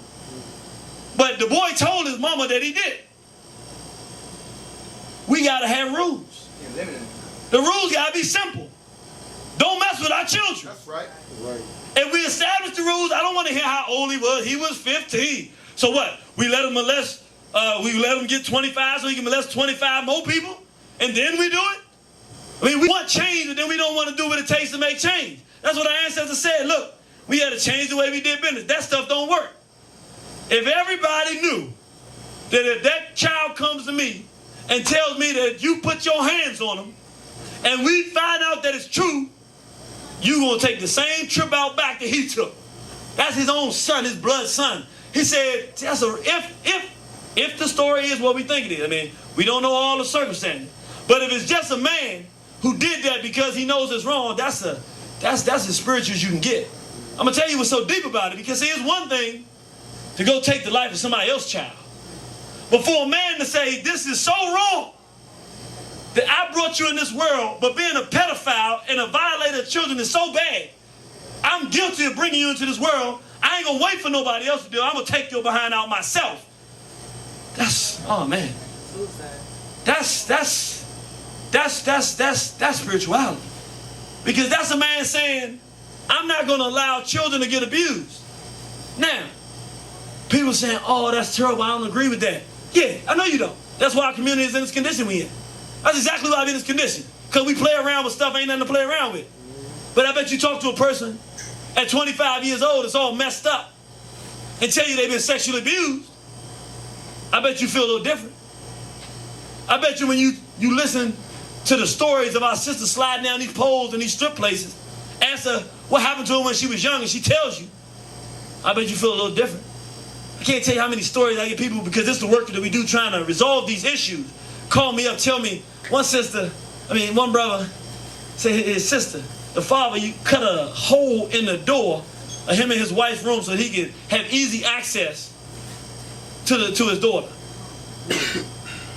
Ain't nothing but a backyard pop on that one. Ain't nothing else to it. There's nothing to talk about. And this is the thing. I'm not saying that we want to become holistically destructive of all black people, but the bottom line is this.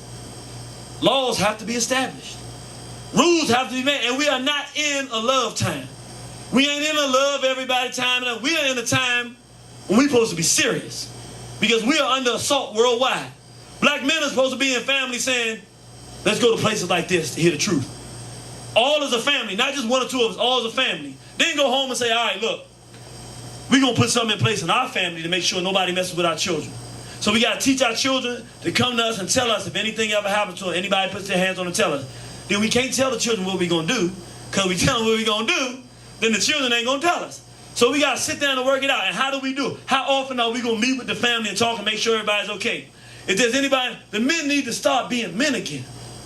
And when that starts happening, what will happen is brothers will start getting a little more sophisticated.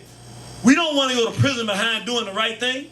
So we'll start organizing to take care of these things the same way without going to prison.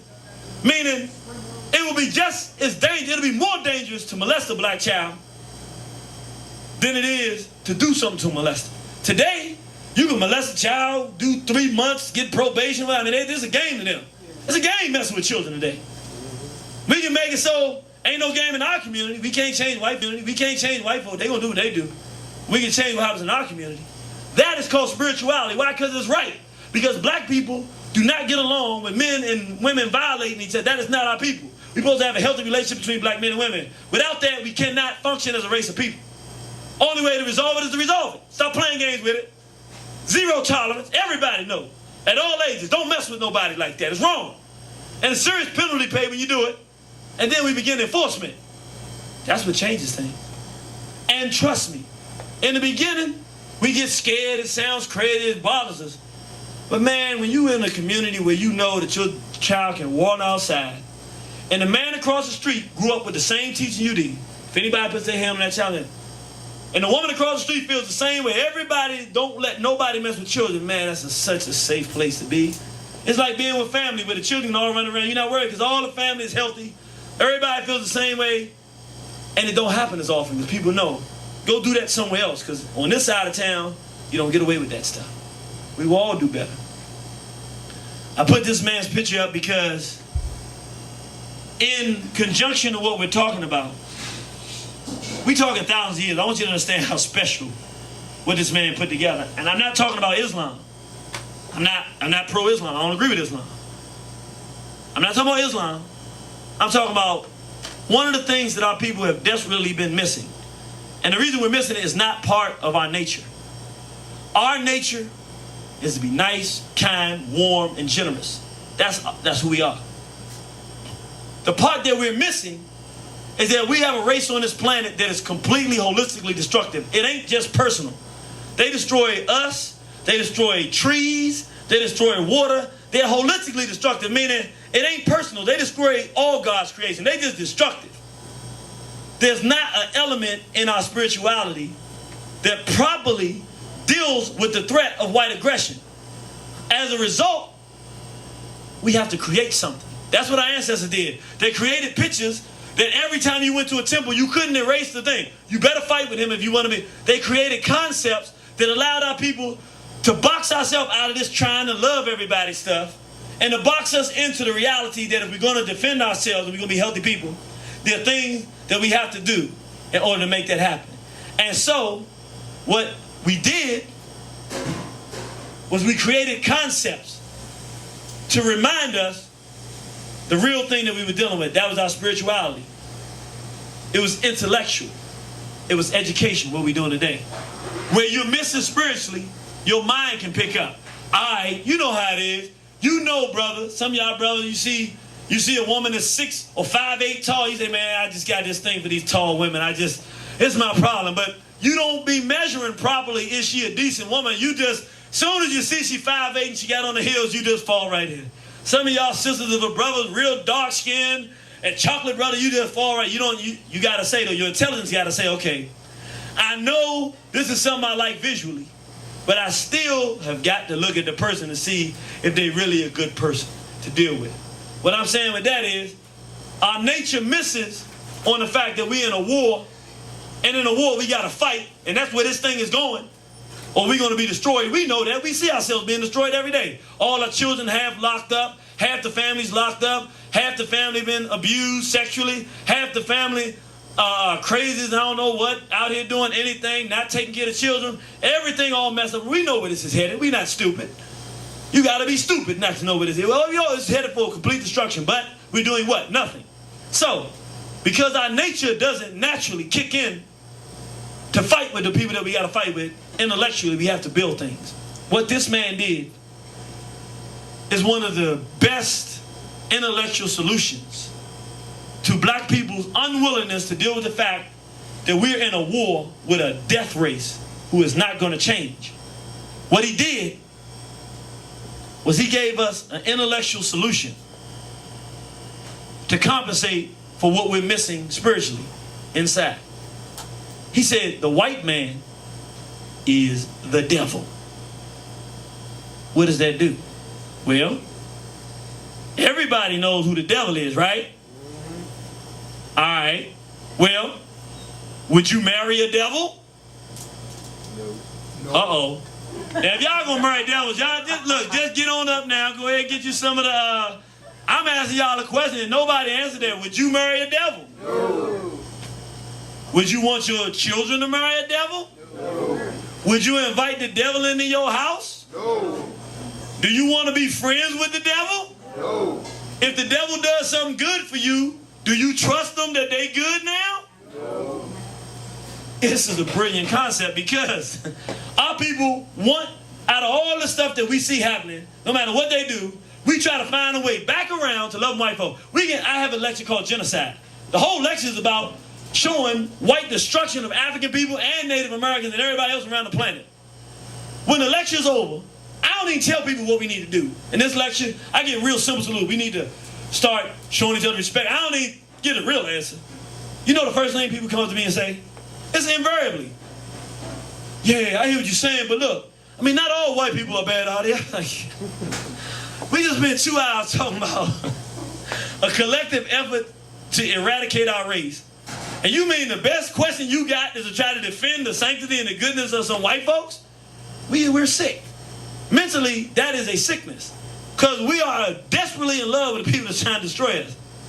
But we don't have that same desperation for loving ourselves and protecting our own self, which makes us sick.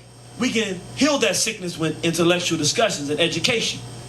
And in doing that, we get back to what we call spirituality, because in a world, I mean, I just want you to think about this for a minute. Women being with women and promote rape and torture of the world. When you got a race running around the planet like that, if you were good people, what would you do? Eradicate that race. Eradicate the race that's doing the killing. Wow, that brother gave a real strong answer. He said eradicate that race. That is the correct answer, but you don't have to say it that way, even though that's the correct answer. But you would what? Separation. Well, she said separate yourself, but you might already be separate. It don't matter. Let's say you separated. They over there being destructive. Again, they're going around the world killing people, destroying the water. That's not a responsible position to take. If you separate, well, you might be separate. But to separate yourself, fine. You separated yourself. They still out there destroying everything. That's not responsible. That's not responsible. They still destroying. You got to fight them. Because it's just like in school.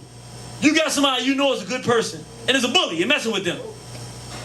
Well, you don't want to fight the bully because the bully hasn't done nothing to you, but it's wrong for this bully to be messing with this person you know is a good person. They don't have the strength to fight for themselves. If that's your friend, or if you got common sense, you know, well, he messed with him, did he start messing with him? I already know how the domino effect works. He gonna get over here eventually. The best decision, see if there's somebody else in there that don't like this too, say, look, I don't know if I can take him myself, or we can both go over there and tell him to stop. If he don't stop, we can crack him in the head, and he probably end up stopping. It's better to jump in there, because once you allow him to instill fear in everybody, then it's going to be hard to take him down.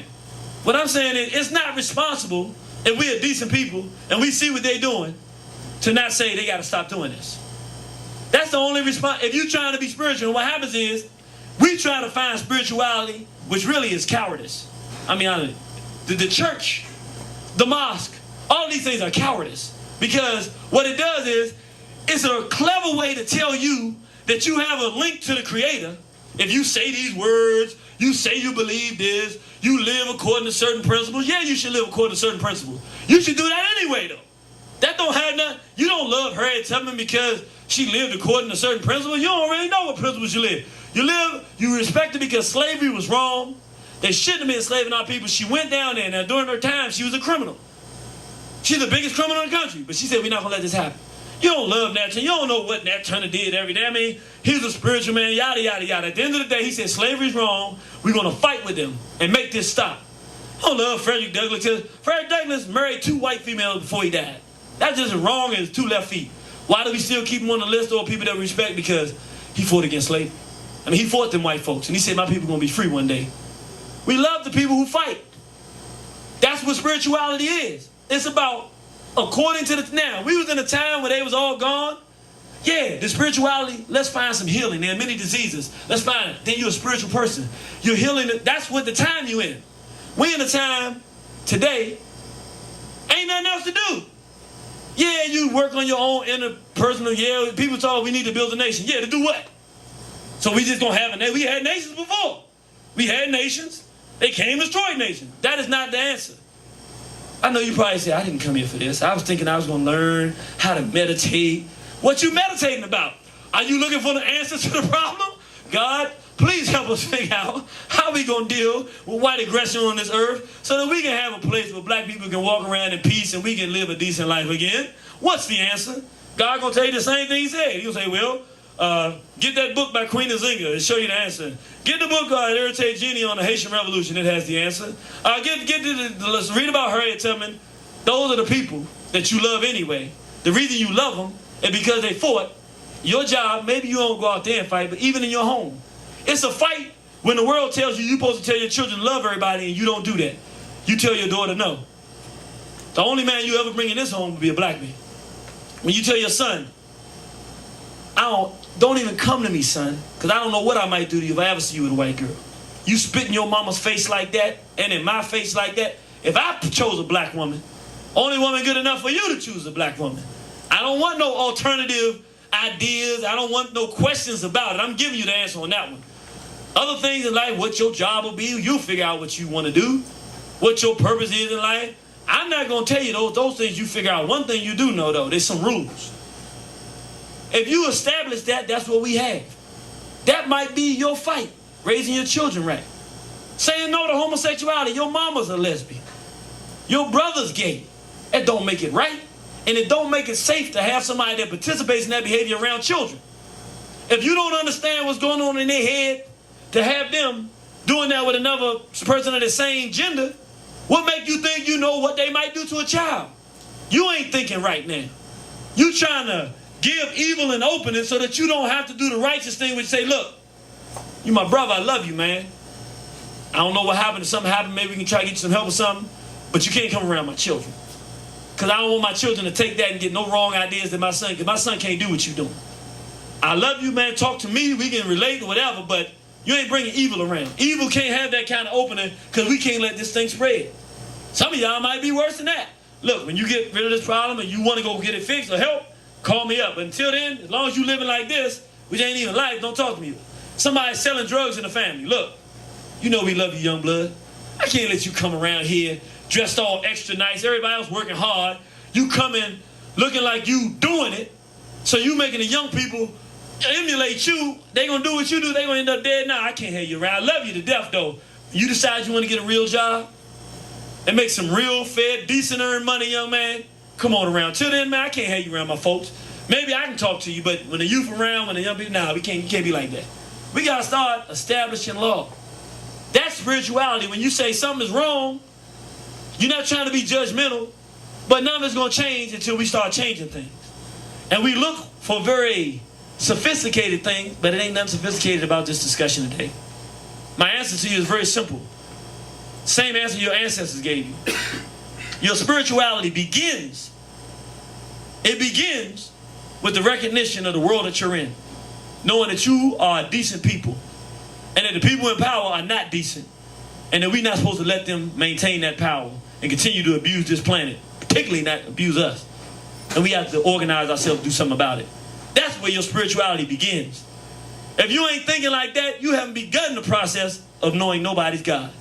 All you doing is taking something that your enemy gave you after they finished raping your great-great-great-great-grandmama and throwing your great-great-great-great-great-great-grandfather in the water to the sharks and lynching him.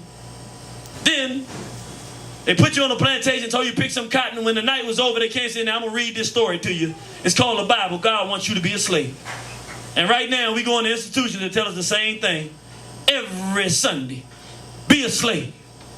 Turn the other cheek. Oh, you get yours in heaven. Oh, man, you got to do it. You got to learn. And God is learning. And they start talking, you love the way that feel good. Ain't nothing spiritual about that because you have not changed nothing. You have just said, I surrender. I surrender all to Jesus. They got a big picture of white Jesus on it. I surrender all. I ain't surrendering nothing. It's dangerous in 2009 for a black man to talk about I'm going to surrender all. Because a white boy wants something that you ain't prepared to give him. And he going to take it anyway. No, don't surrender nothing. You got to be a real, and this is real. This is real talk here. See, if I came and started talking about the interplanetary, galactic, spiritual connection to this, people be like, man, it was deep. It was real deep, you know. Or we start talking about, yeah, you see, it was many different gods, and I started naming other than Murray and Shango and none of the others. Nah, when you keep it real, though, when you get real with stuff that every person can do, when you say no, you got to go home and tell your son, don't come in the house with no white girl. And he ain't going to be no homosexual. Now you got something you can really do. Now somebody done challenge you to do something that you know is right. But you don't want to do because it goes against everything that you've been taught. And now you realize what you've been taught ain't right. That's a long road back to rightness, but it's a good thing. It's only a road back to yourself. It's a road back to who you are anyway. Because you would rather be in an environment where people wasn't fighting and killing and destroying. The only thing is, you're going to have more war before you get there.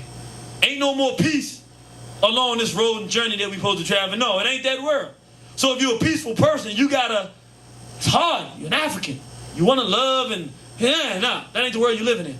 If you're a peaceful person, then you should promote peace among black people. You should not be promoting peace between black people and whites, because as long as whites are doing what they're doing on this planet, and they'll do it as long as they're here, there should be no peace. Before good people, they should not want peace with evil people. Because if you make peace with the one that is evil, you become evil. You make a choice not to be evil, then you got to make a choice, well, he can't be evil either. Because if he evil, he go recruit and make more evil people. It's always a war between good and evil. So it ain't nothing to do but from the right top say, we in a war. A cat come in your community and start selling crack, and ain't nobody selling crack there? You ain't got nothing to talk to that dude about. Don't nobody on this block sell no crack. If I let you sell crack on this corner, people going to be breaking into people's houses to get money to buy more crack. More crack dealers going to move on this corner. Women going to start getting raped at night.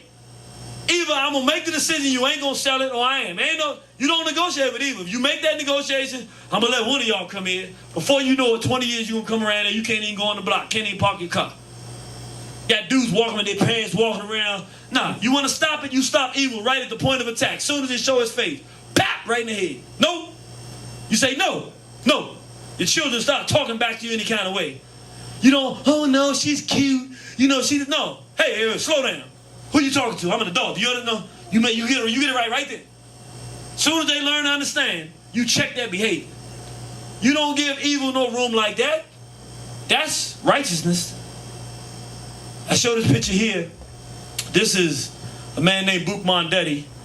Because I want you to see the difference of what a prayer sounds like. When we praying, we talking to the Creator.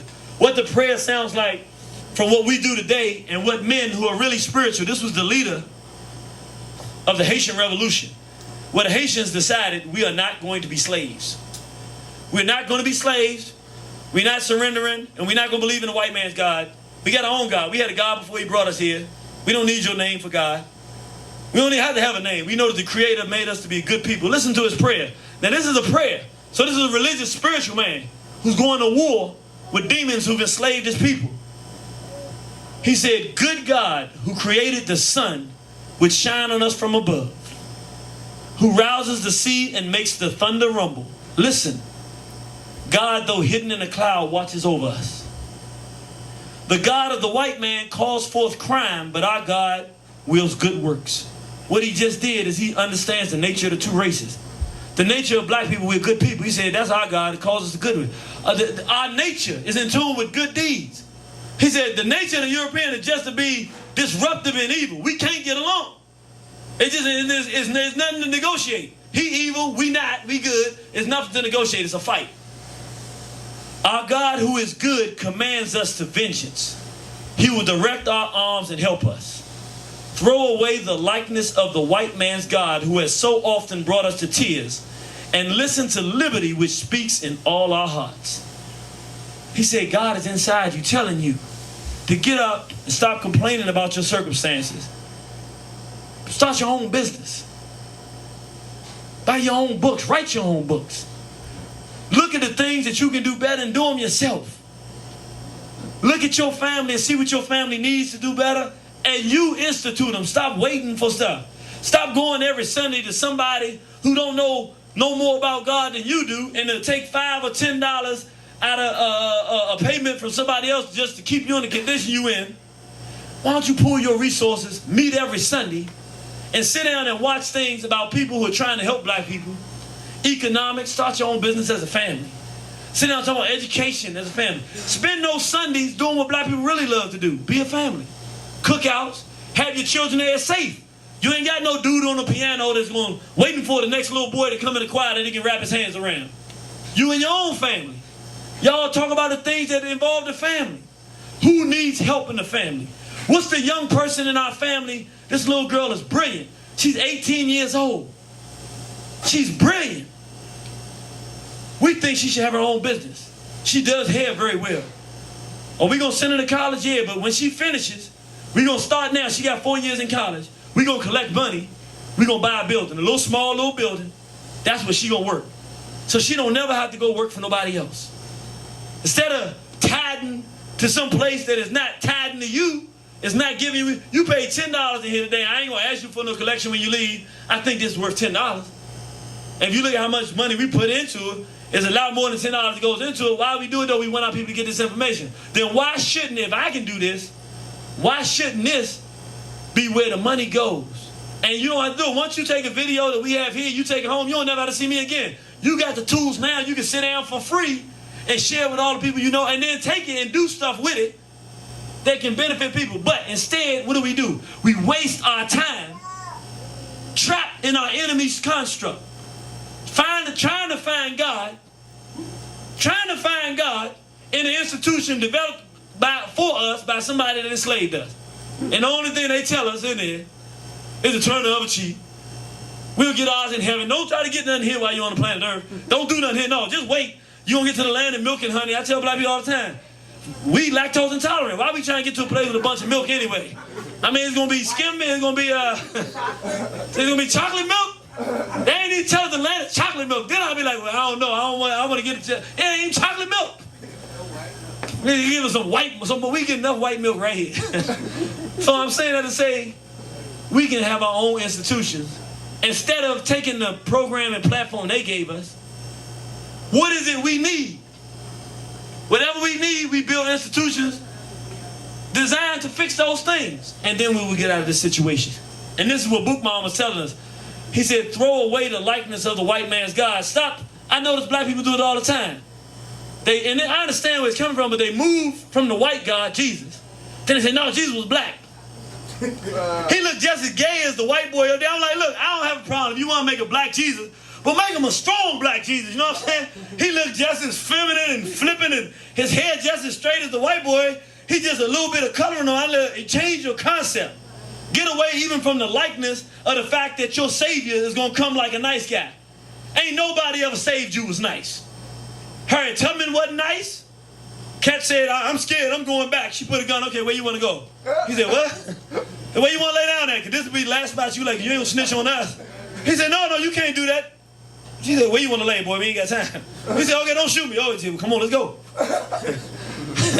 And she won't nice. Ain't nobody nice that fights this battle. You can't be nice because it ain't a nice war. Nat Turner was not nice. Marcus Garvey was not nice. Elijah Muhammad wasn't nice. Khalid Muhammad wasn't nice. Ain't nobody nice that fights this battle. It's a war.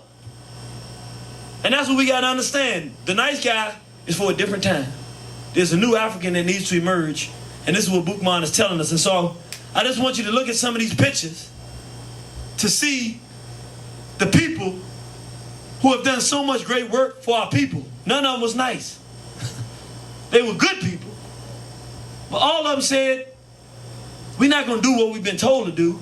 We're going to step outside of the box. We're going to build our own institutions that are in our own interest. And the object of each of their life was fighting white aggression and developing a world that's in the best interest of black people. That should be what every single black person learns from the time they're born that we should be doing. Trying to do the best by our people. Not loving everybody. You can't control if people mistreat you, you can't love them. You can't teach somebody that universal principle. You teach them that, then somebody come and violate your child and they don't want to snitch on them because they love them. No. Somebody hit you, you be unhappy with that, you hit them back. Or you come tell me because it ain't supposed to happen. Then they go, oh, okay. They gonna do what you tell them to do. You tell them to love everybody, then anybody do anything to them, they love them. So you get a woman that grows up and the only men she want to deal with is ones that abuse her. You told her to love everybody. She doing exactly what you told her. That gets nobody nowhere. You supposed to love those that love you, and those people that hate you and try to harm you, you supposed to stay as far away from them as you can or fight with them. Whichever one comes first. So I wanted to end this. We done here with the discussion, and we want people to feel free when we finish to do any comments that you have, or whatever the case may be. Have a little bit back and forth before we go. We also have products in the back for sale if you want to get some of these, and this will be available for $10 at the next session, the last section, which is in 2 weeks, which is about war. What do we really need to do as black people to get out of this condition? But I wanted to show something because I want to show you a spiritual man who was kept from you. Most of the people in this room, he was alive during your lifetime. And I didn't want to make it long, so it's a short clip. But what happened was he called a meeting, a peaceful meeting of the black youth in New York. And this was only back in the late 1990s. And all of a sudden, the police had come out and started surrounding. They were about to attack all of the youth. And so in desperation, trying to make sure nothing happened to the youth, this black man came up and galvanized the force. I want you to see what a real spiritual man looks like. That's why I'm going to show you this. So you can start understanding when you're hearing spirituality. When you hear a woman talking like this, instead of saying, you full of hate, you know what the spirituality is now. A person that won't tolerate abuse of black people. Before we do, I want to say something. This is a man, everybody in this room, this should be required learning and reading for everybody before they 18. Should be a rite of passage. You cannot be a man or woman in the black community nowhere in the world if you haven't read this book. It's called The Destruction of Black Civilization. So I'm saying for all of you, each of you should read the book yourself and get it for our children, because he goes through thousands of years and gives us good history, where instead of learning names that are given to us by white folks, mythological people who never existed, we get real names of real black people who did real things and our story, and we really learn who we are. His name is Chancellor Williams, and the name of the book is The Destruction of Black Civilization. And he says in his book, the necessary re-education, remember, our people love to learn. That is who we are innately, which is why every movement that starts with black people starts with somebody educating people. Why? That's who we are. We love knowledge and truth. In the absence of European, that's all we will be doing. The necessary re-education of black people and a possible solution to the racial crisis can only begin. He said can only begin. We have done nothing until this. When black people fully realize the central fact in our lives, the white race is our bitter enemy. He said, until we've taken a humble, mature look at history and made the decision to be honest, godlike people and accept the context of the world that we live in, that everything we do in our life is centered around the fact that we have to find a way to maneuver around white aggression just to make it, just to find a bite to eat, just to get a job, just to do anything. That's the world we living in. It's not till we accept that he said the re-education can begin. He said this is the calm and unmistakable verdict of several thousands of years of documented history where each and every black nation has been destroyed by whites. He says every nation in the history of the world, the great nations, were destroyed by whites. Black nations. Our nations don't crumble on their own for the most part. Once we build them, they last until somebody comes and tears them down. And we know who he just told us. So I'm going to show you this clip by this brother. Remember, the police are about to seize a group of black youth who are peaceful out there talking about doing something different about our circumstances. And this is how a spiritual man responds to the threat against his people.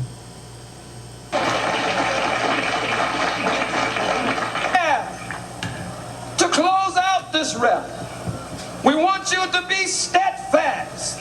Look these bastards in the eyes. And if anyone attacks you, already decide who will be the one to disconnect the railing where you are and beat the hell out of them with the railing where you are. No good bastards.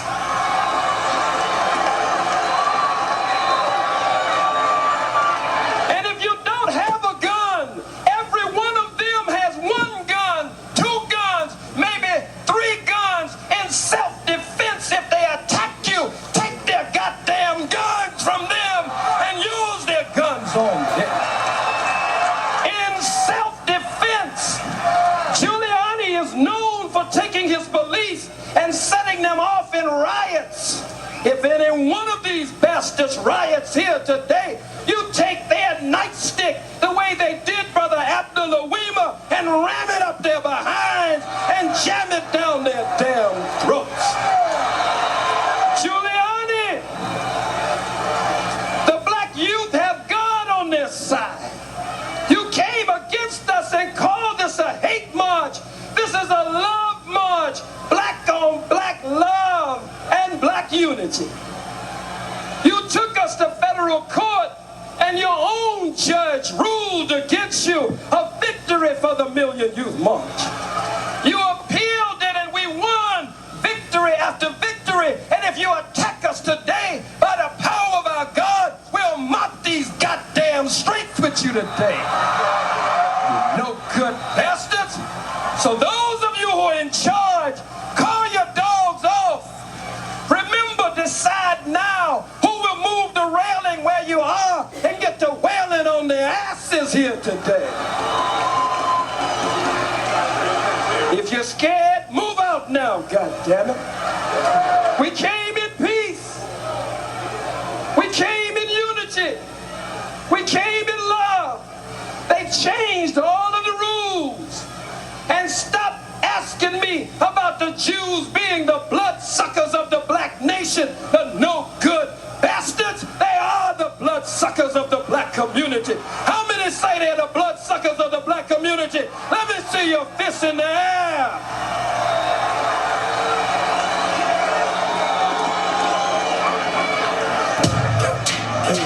You don't fear the white man in your own community. Can you hit the lights for me, sister? Thank you. Was that strong? I know it was a little bit of strong language, but I want you to understand the circumstances he was faced with. He had a group, thousands, 10,000 black youth about to get trampled by police. And would you believe, because of his approach, the only people that got hurt out there were the police. 7 brothers got arrested, and all of them got out. Nobody was harmed, no black person was killed, because he had the people prepared to defend themselves. And what I'm saying is, that's the kind of thing we get afraid of, but it's the only thing on this planet that anybody respects, people who will stand up for themselves. So I know it's probably not what you expected from something we would call spirituality and religion, but the reality of it, you're not going to get it no better than this. I'm not trying to complicate it. I'm not trying to get you off on some fancy thing where I trick you to believing you got some relationship with God when you don't. I ain't gonna lie to you. I'm not gonna tell you anything I'm telling you to make you like me no better. I'm gonna tell you what you really need to know that you can actually go home with. You can actually go back to your environment and do something practical about your real circumstances.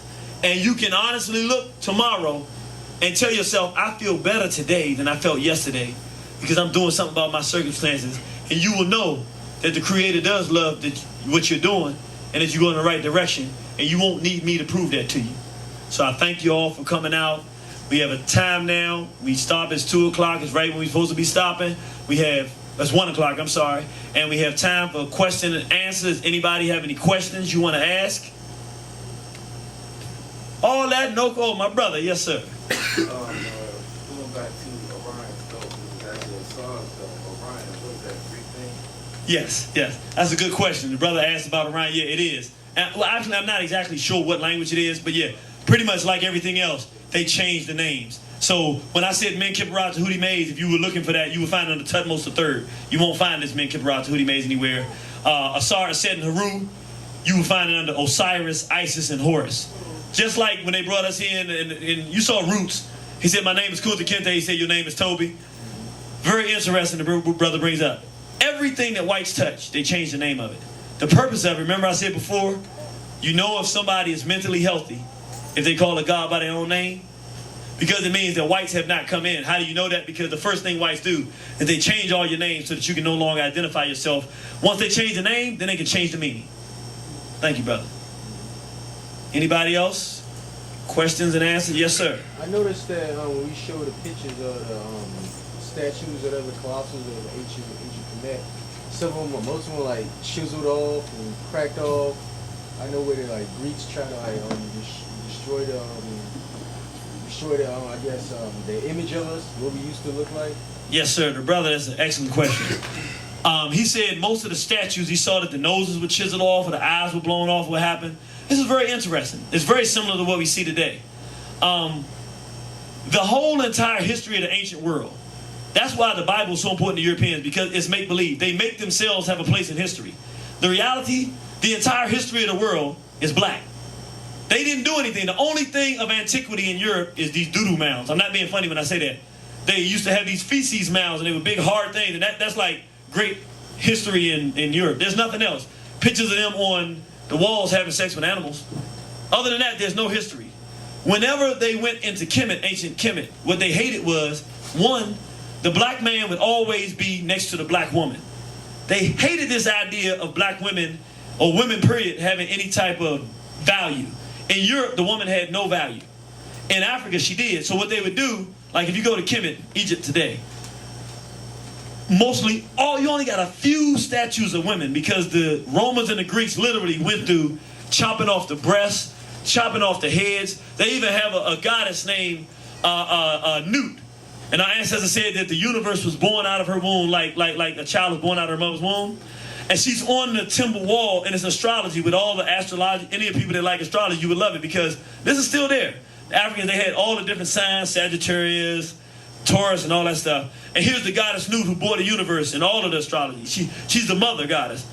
And she's chiseled on the temple. So you go there and you see on the temple, well, the Europeans hated her so much that there was a goddess, and that these black men would worship the goddess principle, saying the woman is a valuable person. When you go there now, not only have they chopped her breast off, but in her vagina they have a hole up in there where they would chisel that out. Because they thought it was dirty for a woman to be. They didn't like the female nude body. I don't know what's wrong with these whiteys. I don't even want to get into that. I'm gonna let the white folk have their stuff. I'm a black man. But they literally, face after face of black women, chopped them off. Then the later Europeans that came, because this happened for many years, but then later Europeans like the French, because what happened is, after they developed the Bible and all these other stories, they actually convinced themselves as white folks through these myths that they had some antiquity. So when people like the leader of the French, Napoleon, when Napoleon was ruling the world in France, and he went to Egypt, because Egypt has all of the great history of the world, he's assuming he's going to see white folks, because that's what he'd been taught. That's what the whites had taught themselves over hundreds of years. They changed history. When he gets there, there's a lion at the Giza Plateau. We're talking about those 3 pyramids. There's a face of a man over the body of a lion. our ancestor was saying that the mind dominates the physical person. That we're physical, but it is the mind that separates man from the rest. And that we should lead with the mental. So it's this huge thing, we call it Hormacket. They call it the Sphinx. When he got there, the nose was the broad nose of the typical look of a black man. He was so infuriated because it dispelled all the notions of the great kingdoms coming from Europe. It made pure proof that all the greatness of the world came from African people. So he had what they call a 21-gun salute. They put the cannons before his nose and blew his nose off. Because when you have a bust, if it doesn't have a color on it, the only way you know it's a black person is by the features or by the hairstyles. So if they have braids, you know it's a sister. You know what I'm saying? So many of the things in Kemet that they didn't destroy, the sister got braids. They can't say she's not black. Got the hips, braids and all. I mean, I'm serious. I'm not exaggerating. I mean, the hips just everywhere and braids there. You go, that's a black woman. They can't destroy that. So most of those they blew up. The ones they didn't, it's clear they black. For the men, if he didn't have his locks, the only way you really know he's a brother, his nose and his lips. Because it doesn't have a color, you know, it's just a piece of stone. And so they destroyed as many lips and noses as they could. So many of the statues are deformed that we just saw. Just like what they do today. If you're a black person and you work for a company, that's why we don't understand how much they do to take credit from black people. When you work for a company, you have to sign over the rights to anything that you produce and create belongs to them. They do that because we don't understand everything in this, modern time. Okay, right now, the personal computer. How many people know if there was not a black man who created this particular chip that works in it, we would not have a personal computer today? Right. It's a black man that created the chip that allows you to have a personal computer. The refrigerator. The escalator. The coupling car for the railroad tracks. I mean, there was a brother named Elijah McCoy who, he created so many things to value that the white boys used to say, is this a real McCoy? If it wasn't a real McCoy, they didn't want it because people try to duplicate his thing and say, nah, you put that thing, it's gonna break. I want a real McCoy. If McCoy ain't put his hands on it, he didn't make it, they didn't want it. I'm saying everything, even in this country, I'm talking about right now. Okay, how many people know that the head of the space program was an Ethiopian black man? He was the leading scientist in the world. I'm talking about in America, he's the leading scientist in the world. He was a brother from Ethiopia, he passed not long ago. Yeah, everything they do, who just proved the theory of relativity? A black man, it's a brother. It's just a brother that just proved the theory of relativity. They got this thing now, they actually are building in the University of Connecticut. It's kind of a little far-fetched for me. I don't really believe it's going to work because I don't believe in that spaceship stuff, but it's actually a brother, another black man who's creating a time machine. And listen, I'm telling you, I met a brother that's working on the project. He has all the theory in place. He said this should work. They haven't actually gotten it to work yet, but they're building. It's a brother. I don't know if I want him to build no time machine because all this stuff I'm telling you now, there'd be a pointy nose cracker on the pyramids, and we don't know what we're talking about. I don't know, but my point is, as it relates to the strength and the fame, they do it now, but it's different. To take credit from black people, they get you to work for him. He pay you money, but he takes credit for everything. Yeah. So even now, we don't know the stuff that we're doing because he's defacing it. We never see our own greatness. We created jazz and all that stuff. They stole all the licks and stuff, and they sit up there and play some good jazz. Maybe some white boys play some good jazz. But they stole it all from us. They didn't create it, and they don't never take it to another level because they don't have another level to take it. So we create the music. They take it, corrupt it, and then it becomes theirs. Everything they do is in that same formula where they deface it, make it theirs because they want to take credit from us. Yes, sir. They're trying to take black radio off too. That's real. Yeah. And black radio is about 15 years ago. I can't remember the exact time, but about 15 years ago, I started noticing. We had a station called WOH, 1450. I actually have a show on there now, but it used to be a strong station, night and day, strong MCs talking about what's going on in the black community. And I was talking to people from all over the country. At about the same time, they started shutting down all the serious talk black radio. And they started bringing out these Michael Basin-this type people. Yeah. These freaks and degenerates, or these people just talking about nothing. Some Negroes talking about nothing. Yeah. Because the object is to keep our people from having a consciousness and knowing what's good. And they did it all around the country. LA, DC, Philadelphia, New York, North Carolina. Everywhere where you had serious people talking about, they started pulling off because, again, what is it that keeps our people, what are our people driven by? Our nature is enlightenment. So we like to sit down and listen to somebody that's kicking something because we take that stuff, we do something with it, and it's our nature. And they can't just come and abuse us when there's people out there that's saying don't. And we also not ignorant to anything they're doing. We know what they're doing when there's people out there that's informing us. And we'll tune in. And it helps us make good decisions. When you got somebody 24 hours a day telling you start your own business, and you good at something but you scared to start your own business, that reinforcement helps you. And then when you tell them that you're going to do it, and they say, oh, this brother, let's go out and support him, it helps the whole thing. So their thing was, let's take away voices that inspire positive black behavior, and let's do it all around the country so they can't tune in. And that's what we've seen. So he's right, they take the black radio away from us as well. And not only just the radio.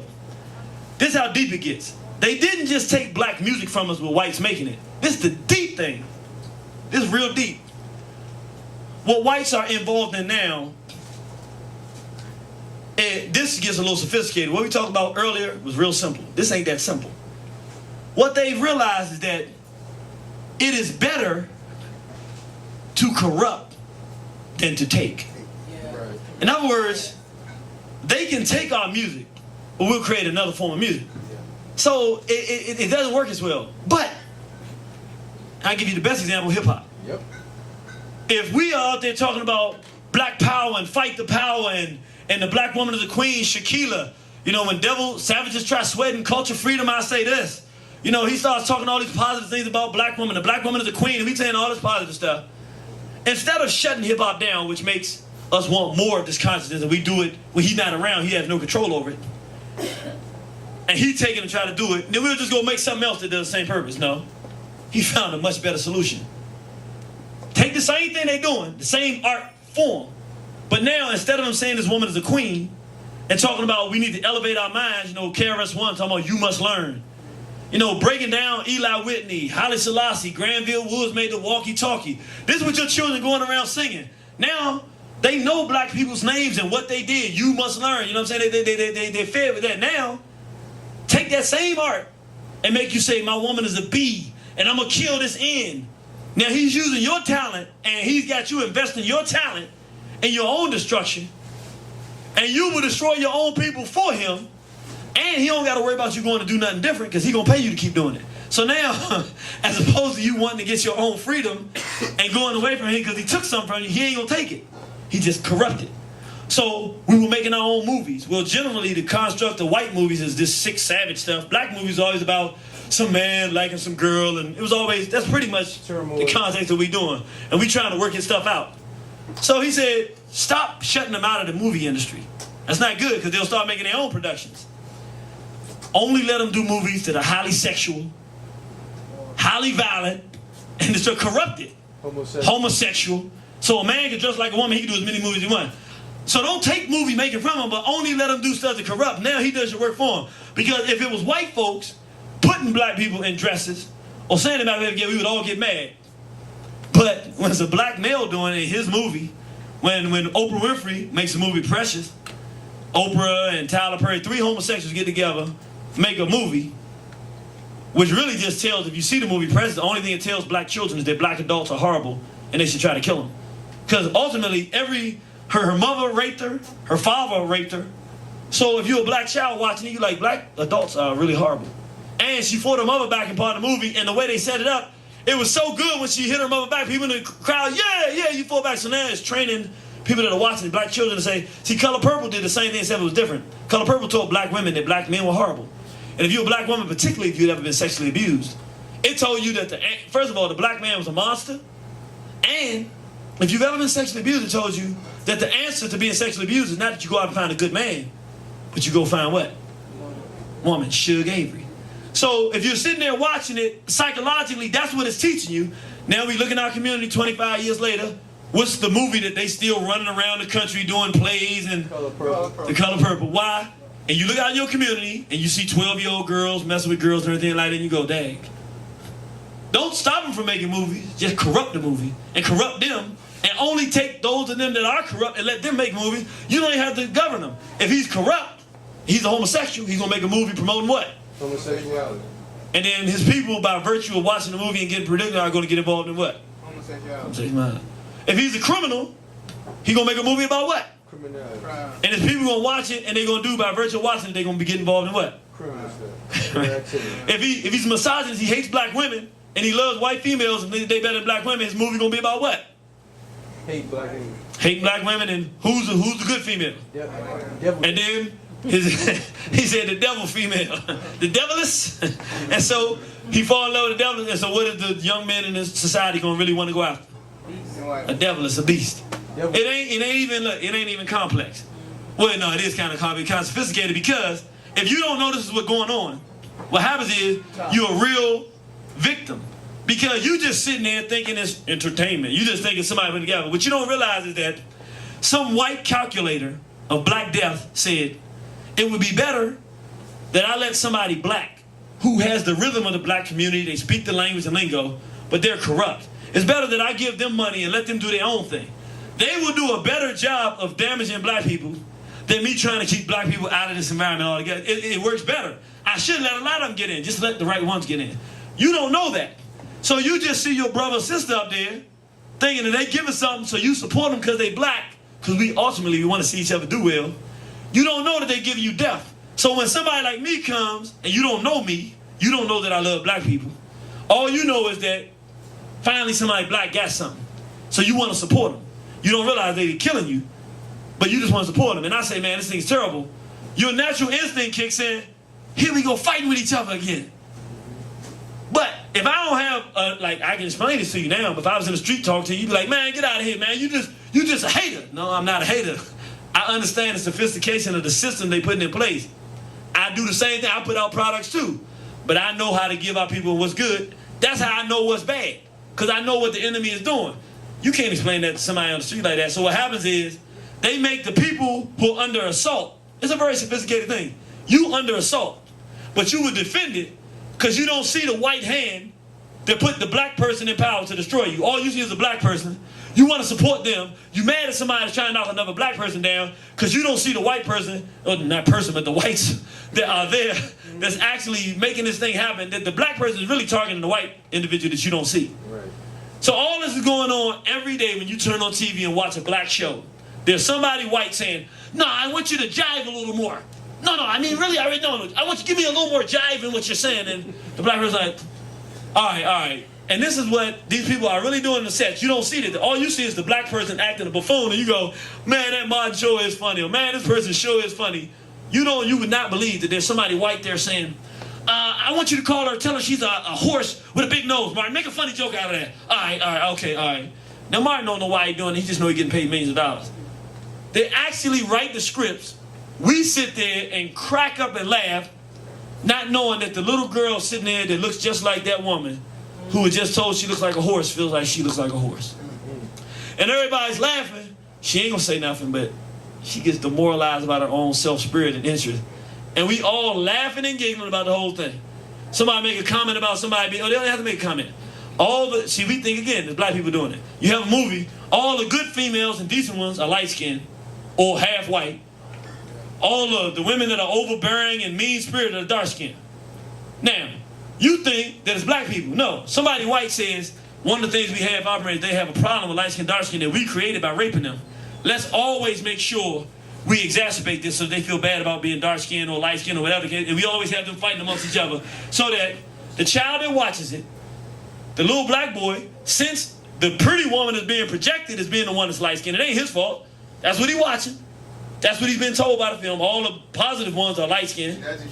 He's being educated. Light skin is better. That's what he's been taught. The little girl is sitting there being taught that light skin is better and that dark skin is worse. So, how does it play out in their real life? They go to school. All the little boys want to go talk to who? The light skin girl. She might don't even want to talk to him. But now, here's the dynamic. It's real deep. The whites have put something in place where the dark skinned people feel inferior. And like they're under assault. They're not inferior, but they are under assault. But not under assault by the light skinned people. Here's the part of the light-skinned person, though. Many of the light-skinned people don't care about that because what happens is they're lighter, they just want to be black, and they think that the black person looks beautiful to the dark, so they're not interested in that, and they're not interested in all the extra attention either. But the dark-skinned woman is mad at the light-skinned woman because all the boys like her. So now she, too, as the light-skinned woman, becomes a victim of the community because the little dark-skinned girls who get no attention brutalize her and terrorize her. All she want to do is just be black. So now she's victimized. The dark-skinned girls are victimized. The boys all going after light-skinned girls, so now they victimizing Doss. You little black, this, that, and the other. The little girls in the reverse do the same thing. Ooh, he pretty, he got pretty hair, he got green eyes, we can have a pretty baby. So now the dark-skinned brothers just feeling it in, feeling the same way, like, so, but here's the magic. All of this is created by the white boy. And you go into any black classroom around the world and have honest dialogue with children and they start talking, and you see the magic of his system. And that's what he does. It's not super complex, it ain't hard to explain. You just have to, again, we in an environment conducive to our learning. Ain't no white folks in here, so you ain't afraid to listen to the truth. You see other people are listening, you see that there's work being done, you see that it's real. I got the answers to your questions. This is all I do. If I can't answer this, I shouldn't be doing this. This is all I do. I should have these answers. They're easy answers and they're easy things to resolve, except, again, we go back to what we talked about today. It's very easy to resolve. It goes back to spirituality. Because we are people who want to do what's right. Everything we've been doing educated to think of is contrary to what we've been taught today. To resolve this problem is easy, except that now you have to tell the young lady, against what you've been taught, that whites are not good. They are not your friends, and you can't date outside your race. Now you got to tell your son, his little friend Donnie is a little devil. And that may be his friend today, but one day little Donnie's not going to be his friend because Donnie's just a part of a devil group that's going to destroy them. And you want to compartmentalize and find good white folks because you've been taught to do that, despite thousands of years of history that tells you that when you do that, that's going to get us destroyed. When you find your good white folks and invite them in, that's exactly what's going to destroy us. You know that historically, but now you have to do the hard part, and that's why we don't get it resolved, because the hard part is doing what you know you need to do, taking an honest position. Yeah, you got to work with the white folk, but they are not your friends. And now you got to look at Amy and laugh. When she smiles, you got to go, I love Amy, but you know what? I shouldn't be inviting Amy to my house because that tells my children that they can have white friends too, and they can't have white friends because these whites are out to destroy us. So I'll work for Amy to make this money to save my children, but no more Amy coming to my house. That's hard because Amy's your friend. And look, we can sit here and lie all day, but we would train just like our children were that white is better. So some of us, just to be able to say, a brother told me last week, this is honest God truth. He said, man, I was talking to this sister, and she said, I got a white friend. I mean, she was so happy because, you know, she's from the inner city. We don't get around a lot of white. And she was proud. She didn't say the white folk was any good. She just was like, I got a white friend. He was like, I don't care if you got no white friend. That don't impress me. That's what it all boils down to. We really feel inferior. And if somebody white will rubber stamp anything about us, we can have any relation. We feel like we getting closer to God. And so we don't want to divorce that when in fact we getting closer to the devil, to the very thing that destroyed our civilization to begin with. Somebody black thought they knew better than all the rest of us. They had a good white friend, a good white devil. And they invited that one devil in. And before you know it was two devils. Before you know it was 2,000 devils. Before you knew it, we was on slave ships coming over here saying, I don't think we should have let these devils in. Little late now. Sharks are coming, but That Caribbean crew. that Caribbean crew is the same. Look, this thing has been going on for thousands of years. It has not changed. And what it takes to get out of it has not changed either. Yes, sir. What's up with the white party? With the what? The white party. You know, the P. Diddy, the white party and stuff. They everybody just been white, you know. And where did that come from? Right. Well, I don't know about the white parties in particular, but let me just say this, just so it's clear. How many people in here have been on the website, warnhorizon.com? All right, well, get you a card from the back to the warnhorizon.com. When you go on the website, it's going to answer exactly what you're talking about. There's one, we have what we call the war room. Every month, it's a new war room. It talks about stuff going on in the black community. Go back, go into the war room, and then hit archives. When you go into the archives, go into May, the month of May. May's war room. The hip-hop industry is entirely gay. I want you to hear what I'm saying. 50 gay? Huh? 50 gay? Go to the listen, P. Diddy, 50, LL Cool J, you know, Dr. Dre. Listen, I ain't telling you what I'm thinking. Will Smith, listen what I'm saying to you. Jada Pinkett is not no ifs, ands, or buts. I know people in this, listen. Look, there's an interview, who did this? I don't know all these young rappers. He's some young rapper guy. He was sitting there with Raekwon from Wu-Tang, and they were on some female show. I don't know if she was white or Hispanic or whatever, but they were on a show.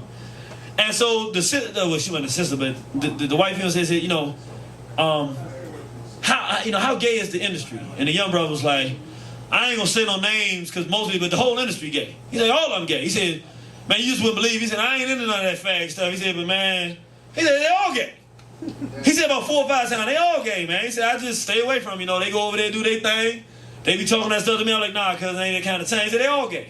He said, man, y'all would just be surprised. He said, 75% of them. He said, they all gay. He said, it don't make sense for me to start naming them because they all gay. What happens is, what the Europeans have done, and if you get the genocide lecture, it kind of deals with this, or any of the feminization of the black males kind of tell you, in terms of destroying black people, whites are at the point, that's why we have this class, because we're real dialogue. Whites are at this point. They were at a point one time when they wanted to enrich themselves and have great civilization like we did, so they kidnapped black people. We don't understand the kind of black people they kidnapped from Africa. They did not kidnap everyday black people. They kidnapped the artisans, the cooks, they kidnapped the planters and the farmers. They kidnapped, those were the people they wanted the highest level, the people that built pyramids, that's what they took from Africa. Those are the ones that, for the most part, made it over here. Because they might have a little bit surroundings or circumstance better than the rest. And then they took people to do labor as well. But they took because they wanted us to build something for them. So it wasn't just whole scale killing us. They wanted our minds. That's what the slavery was. Who you think drew the plumb lines and all of the architecture for the plantation house? We did that. I don't mean just building. I mean, we actually were the architects of doing it. So if you knew that stuff, you had a little bit of a better life than the next black person on the plantation. They wanted the wealth of African people to build their society and the labor. Secondly, with the colonialism, they wanted to come and take all our resources. They wanted our gold and iron and copper. They wanted to build wealth for themselves. So they pillaged it. It wasn't about they already had the mental resource. They had dragged us around the world, took our knowledge. They wanted that stuff. This time, this is a third assault. Ain't got nothing to do with none of that. They just ready to get rid of us. It's run its course. Abusing black people. We've been hanging around too doggone long. You know, Native Americans were really unfortunate. We're lucky that the whites, Christopher Columbus, went to the New World and decided he wanted to take this continent instead of coming to Africa, because it would probably be reversed right now. He decided he wanted to come here. They just pretty much tried to exterminate these people. When was the last time you seen a full-blooded Native American? Maybe never in your whole life, maybe. Why? Because they exterminated them. That's what they have in place for us now. They go into the African continent. That's what they so. That's why I don't waste no time with y'all with words and I got to tell you the truth, because we don't have the kind of time we had before. He had a different objective. He don't have that objective now. He wants to exterminate black people. So what they have found, this is going to sound crazy. They've been trying to find a way to kill black people for years. Until very recently, like in the 60s, in the 40s, 50s, and 60s, it really been the 70s when it happened. They got a bingo. The greatest killer of black people that the world has seen was abortion. They realized that they killed more black people with abortion when they made it legal than anything they've ever done in the history of the world with black people. More black babies are killed, and I'm not trying to make anybody feel bad about anything that you've done. They create the circumstances to make people want abortion. I'm saying they set this whole thing up, and I'm saying what has been more sophisticated, and if you watch the genocide lecture, you will see it and be able to understand it, where they say this was our objective, this is how we did it. It was like, boom, we got it. This is how we get rid of them. We stop them from having children. It is just now that they have found a more effective way that's even more effective than that to kill black people. The thing about an abortion, even though they kill millions, like over the last 10 years, they were 54 million. It's something ridiculous. It's nations full of people that they kill with abortion. They get us, take children's lives. That's why we haven't grown in numbers the way we would have against whites, because we're aborting our children. Because they created circumstances to do so. But they have something more effective, because with an abortion, a woman can still get pregnant again and still have a child. With homosexuality, a woman who's involved with a woman, there is no potential for a child. When a man is involved with a man, not only can he not produce a child, but don't no woman even want to be with him to produce a child. Hence, it's more effective. It's more effective because, another thing, with abortion, there is a white hand in it. You can kind of see how they put the abortion clinics in the black community. Remember we said, instead of them doing the stuff, they want to make us corrupt the whole thing? So, since the thing that creates black life is sex, sex creates black life, they said, nah, don't stop them from having sex. You got the wrong idea. Abortion stops them from having sex. Keep doing abortions, but no. you really want to be effective, corrupt the sexuality. So now everything about corrupting, no, they'll have sex, but it'll be two dudes. Which means that takes away a whole family potential of what can happen. Two women, that takes away whole families and ideas. And I use this analogy over and over again. That type of sexual lifestyle, because it is a European lifestyle, is a predatory lifestyle, meaning if a dude is sitting around who messes with dudes, he's a predator because he's got to learn to study dudes to figure out which one he can get to. Whereas a man, if he likes women, he meets a woman he likes her, he tries to talk to her and try to see. It's different with a dude. He can't just come up to me and say, hey, dude, look, I want, because there's going to be a beef. He can't do that. It ain't that safe. So he got to start studying and see if this person's weak, see if they, you know what I'm saying? So by the nature of the wickedness of it, it's very predatory. So as a consequence, not only is it that people that involve themselves in that don't produce children, but it's like the zombie. I use the analogy of zombies. Y'all seen zombie movies? How many people seen a zombie movie? What happens is the original zombies pop up. That'd be like white folks. They just zombies. I don't know, nothing happened to them. They just zombies. But what they do, they walk around, and they look just like you. So you're like, that's my brother. What's wrong with you? Then he bites you. Now you a zombie. So you still physically there, but internally you all messed up. You're dead. You're spiritually dead because you corrupt. In this analogy, you got the pedophiles and the homosexuals. If they can bring you into that behavior, now they done corrupted you. And what happens is you internally, you all messed up. Now you going around, the pedophile, he got molested. Now he all messed up on the inside. Now he going around looking for somebody else and messing with them. And before you know it, if you don't go ahead and deal with the zombie, because like the zombie movies, he come out, that's my brother. No, come on, man, he ain't your brother no more. Meaning, whatever's going on with him, you can't change it now. Only thing you can do with that zombie, get away from him or shoot him. Because all he's going to do in his lifeless state is go around and create more zombies. So what I'm saying is this homosexuality thing is a perfect warfare against black people because once you get a corrupt black person that's involved in that, they're looking to bring more black people into it. That's all they do all the time. Sisters going around trying to, nah, baby, but you don't know, trying to prey on sisters who are emotionally down and weak. It's a predatory lifestyle. That's all they do. Homosexual dude looking around. If you can't find an adult dude to mess with, then you look at a little boy that don't have a man in his life. So yeah, I'm going to trick the little boy to come around here and go. So it's a predatory lifestyle. So it's self-refueling. The white boy can walk away. Once he creates the homosexuality and the pedophilia in your community, it takes his own life. And you can't see his hand. It's better than abortion. And so when you say what's going on with the hip-hop industry, the white parties and everything, they financed a homosexual enclave. The prison system is the slavery system of homosexuality, where they put your children in, they rape you like on a slave plantation. The physical, the mental place that it happens is in the streets, where they give black men money. You want to get a good contract, you got to have sex with a white boy that's a transvestite, or let them have sex with you. That's how they get these big contracts. Yeah, LL, all these guys, that's how they get these major contracts. I'm not saying LL in particular, he's a homo, but I'm saying that's how they get these big contracts. They get involved in that behavior. But then, they're only there used as tools to get the rest of us into that. So, all our children like hip-hop, they go to the hip-hop shows.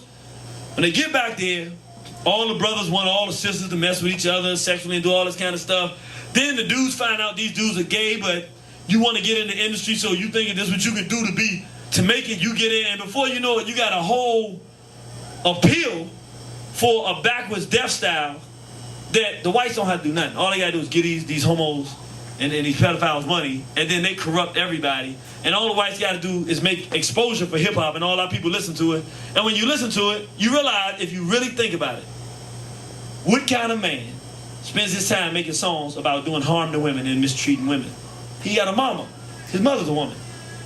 Something is desperately wrong with a mentality of a male that just constantly wants to brutalize females all the time. It's a homosexual mentality. You really look at a homosexual, man, you see how the homosexuals that work, they nasty people, mean-spirited. They don't like females. They want to be one more than anything, but they get jealous with a female like another woman would do. They sick and twisted.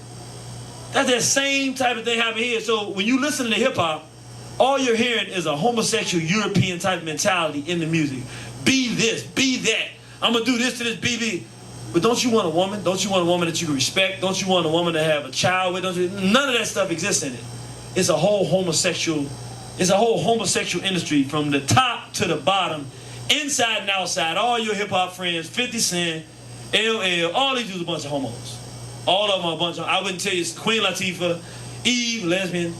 And I'm not blaming many of them for what happened, because many of them are victims of sexual abuse. But That's what the whites do. They go find the people who've been violated, put them before us to bring them into it. That's all hip-hop is, the homosexual industry. That's all it is, the homosexual industry. Controlled by white so-called Jews, who are the same ones that control these media images to put us in this condition. It's not difficult to break it down. Just got to do something about it. Yes, sir. What's the deal now with these historically black colleges, like choosing white prom queens and white homecoming queens? I mean, that happened at my high school. That happened at my high school that I graduated from. Fairmont Heights, they chose because I guess they idolized these two people as like a white female and a Jewish guy. His name was Sherman. Last name Sherman. They chose him for the homecoming and king and queen, but this was known as a black school, and a lot of people insulted. I'm like, why is that, man? There are two. Let me see, so many things they're doing against us right now, but two of the major assaults. One, we just talked about homosexuality. The other major assault by Europeans. You want to kill black people? Get us to date outside our race. Every movie you watch will have a black woman with a white boy, or a black man with some woman other than the black woman is not a homosexual. You're moving. Yes, sir. I know y'all know the commercial with the lady found the black dude outside on the street, he football player and all that. Oh, yeah. I like, they shot him in the ain't I don't think that happened. And look, they do it, everything they're doing is this way. Why are they doing it? Because it's part of the genocide program. And so what happens is, like, I was a Hampton University graduate. I'm not proud of it, definitely now. But for the first time, Hampton University had a white queen as, I can't call a white female a queen. Y'all know what I'm trying to say. White devil? A devil's queen. I don't know how you can put a devil's queen, but we had a devil's queen for the first time at Hampton University. Well, there's two things going on. One, even without others controlling this, they are conditioning black people to hate ourselves so much. We just talked about the movie. Black people hate being black. The alternative to that is to want to be white and get closer to whites. So anything we can do to show, just like black people, we have some stuff that we like doing. We dance real good. We have a party. Then somebody white come in. Y'all know exactly what I'm talking about. Then they start dancing a little bit good. Not nearly as good as black people. We like, oh, we all happy. Why? Because we worship them. It's the same sickness in Kemet. One white folks come down into Kemet and act halfway civilized. We like, see, they can learn too. And before you know, we were sick with it. We're sick integrationists. But it's part of the agenda. Because, couple things. One, it's racial genocide. Well, we don't realize, people think that because the black gene is stronger than the white gene, that we can genetically annihilate them. This is what they don't understand. We've never historically genetically annihilated them. The only genetic annihilation between black and whites have been whites genetically annihilating us by taking large groups of black people, teaching the black people that it is evil to mate with another dark-skinned person, and all like in Brazil. Truman, when he went down to Brazil, what the president of Brazil told him is, see, you don't understand the process of dealing with black people. You try to destroy your Negroes by segregating them. He said, that's a bad decision. We do it differently in Brazil. He said, we integrate them. And eventually we wipe out the black gene because we get low doses of melanin in it, but it becomes almost negligible after 3 or 4 generations. And you don't even know that there were black people here. And we don't even have to fight with them. We just get them to date outside their race. So it's a genocidal process, but also it goes to another part of what they're doing. When they decided it was time to take the Native Americans' land, they started making up these ideologies that it was right for them to have the land. They started marrying into Native American families, and that's how the war was. They came over, they learned how to live, and they did it. What they're doing now is they no longer want the resources of Africa or our work. They don't need it. They've industrialized. They got machines to do it. They want the African continent. So if you start listening, you'll start hearing them say some real different stuff now, like, y'all heard this thing? We're all humans. We're all humans. Why are they saying we're all humans? Before it used to be whites and the black. Now they don't want to separate it now because their plan is to come and take Africa. So they even also say we all have, this is stuff they write now, we all have a common ancestor. Right. African ancestor. We all have a common African ancestor. So we all, technically come from the same African ancestor. We're all Africans. So down we're going to Africa. Right. So they got, you gotta understand, they're going anyway, one way or the other. I mean, 1 second, but yes sir, you next. But the object is to take the African continent just like they did the Native Americans. But in order to do it, they condition you mentally. So like, black people who are not prepared, we go, wow, now whites are admitting that we the first people and that they Africans too? That's so beautiful. No, fool. He ain't changed. Now that you've admitted that he's African, now he got just as much right to Nigeria as you do. And he wants to have that right since he's coming to take it from you anyway. And you'd be a damn fool to sit there and agree with him to do it if you know what he's coming to do. If you're smart, you say no. White folks is white folk, they from Europe, Africans from Africa. Who cares about genetics and anything like that? You know the objectives to take from you. And in answer to your question, what are the white queens? You're going to see so much integration and so few positive relationships between black men and black women in the media, because the object is to destroy and eradicate our race. And so all of these things that you're saying, what is this? All of them are for the same thing. They want us to date outside of our race for the purpose of genetic annihilation. Yes, sir. Yeah, this is a spoiler alert for anybody going to see the movie 2012 that just came out. That's it. You know, basically, in the movie, you got this one brother who's a scientist. He's warning the whites that basically the world is about to end. And you know, there's one white or whatever who's the head of this project that that is supposed to like save a small group of wealthy whites and wealthy people in the world. They build these big arcs, these ships, so that, you know, when the world ends and all of the stuff, all of the ground comes up and the world floods over and everything like that, they would still survive. They would, you know, they were saving the species, kind of like a Noah type story, or whatever. But at the end, there was a group of people on the deck that were getting left off the ark. And this black man's pleading with the whites, like, "Come on, you gotta save these people. You don't see no black faces in the people that's pleading." So he's pleading like, "You gotta save these people. You gotta save these people." So finally, he convinced a group of whites, that they should save all of these people. It's their own people, so yeah, they saved them. So they got on the arks, and the world ended, it flooded over. They got everybody on the ark in time, or whatever. So, you know, at the end of the movie, it was kind of a beautiful thing. They had got, you know, they saved everybody, and, you know, everybody was on the ark, and the look or future of the human race surviving at the end of the movie was, you know, made you feel good. But then they showed the world, you know how they zoomed out of the world, and they showed how the whole world was flooded over. And the only continent that was still not under the water, the whole continent, was Africa. I'm like, wow, you know, these movies that they create, they indoctrinate the people, and they show you what they're doing, where they're going next. And some people, you know, it's you know, some people take it too far and they get a little spooky with it, whatever. But if you just look at the signs and you look at the symbols, the crackers, they tell you where they're going and how they're gonna do it. And this is what else they do.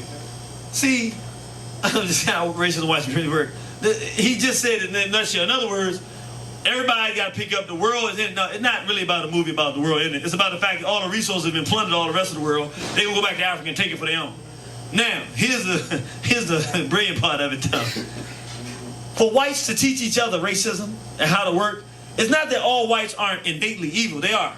But they don't necessarily understand their system. So there's a white way that they don't just teach black people what they're going to do. They also teach whites.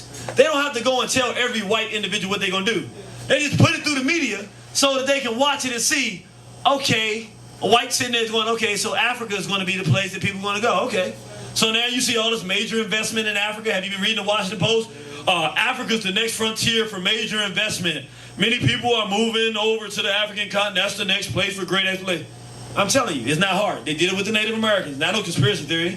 They didn't come over here first and say, we're going to come take all your land. They came over, hey, let's do some trade. Next thing you know, they started annihilating them when they feel like they can beat them. And then they just brought more of them and they took their whole continent. That's what they're doing with Africa right now. Their problem, only problem they have, we're here, and we're there, and we're everywhere on this planet. If we wake up tomorrow and start fighting back, they have a problem. Their problem is, this was an advantage if we ever use it, they have scarred and brutalized everybody on this planet.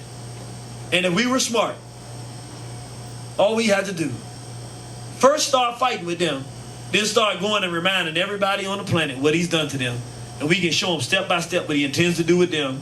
And we can map to them, this is what they did to your country. Look, remember y'all was saying, we can go to the Asians and say, look at your women. They're getting all these surgeries so that they won't, I mean, it's a major thing in Asia now.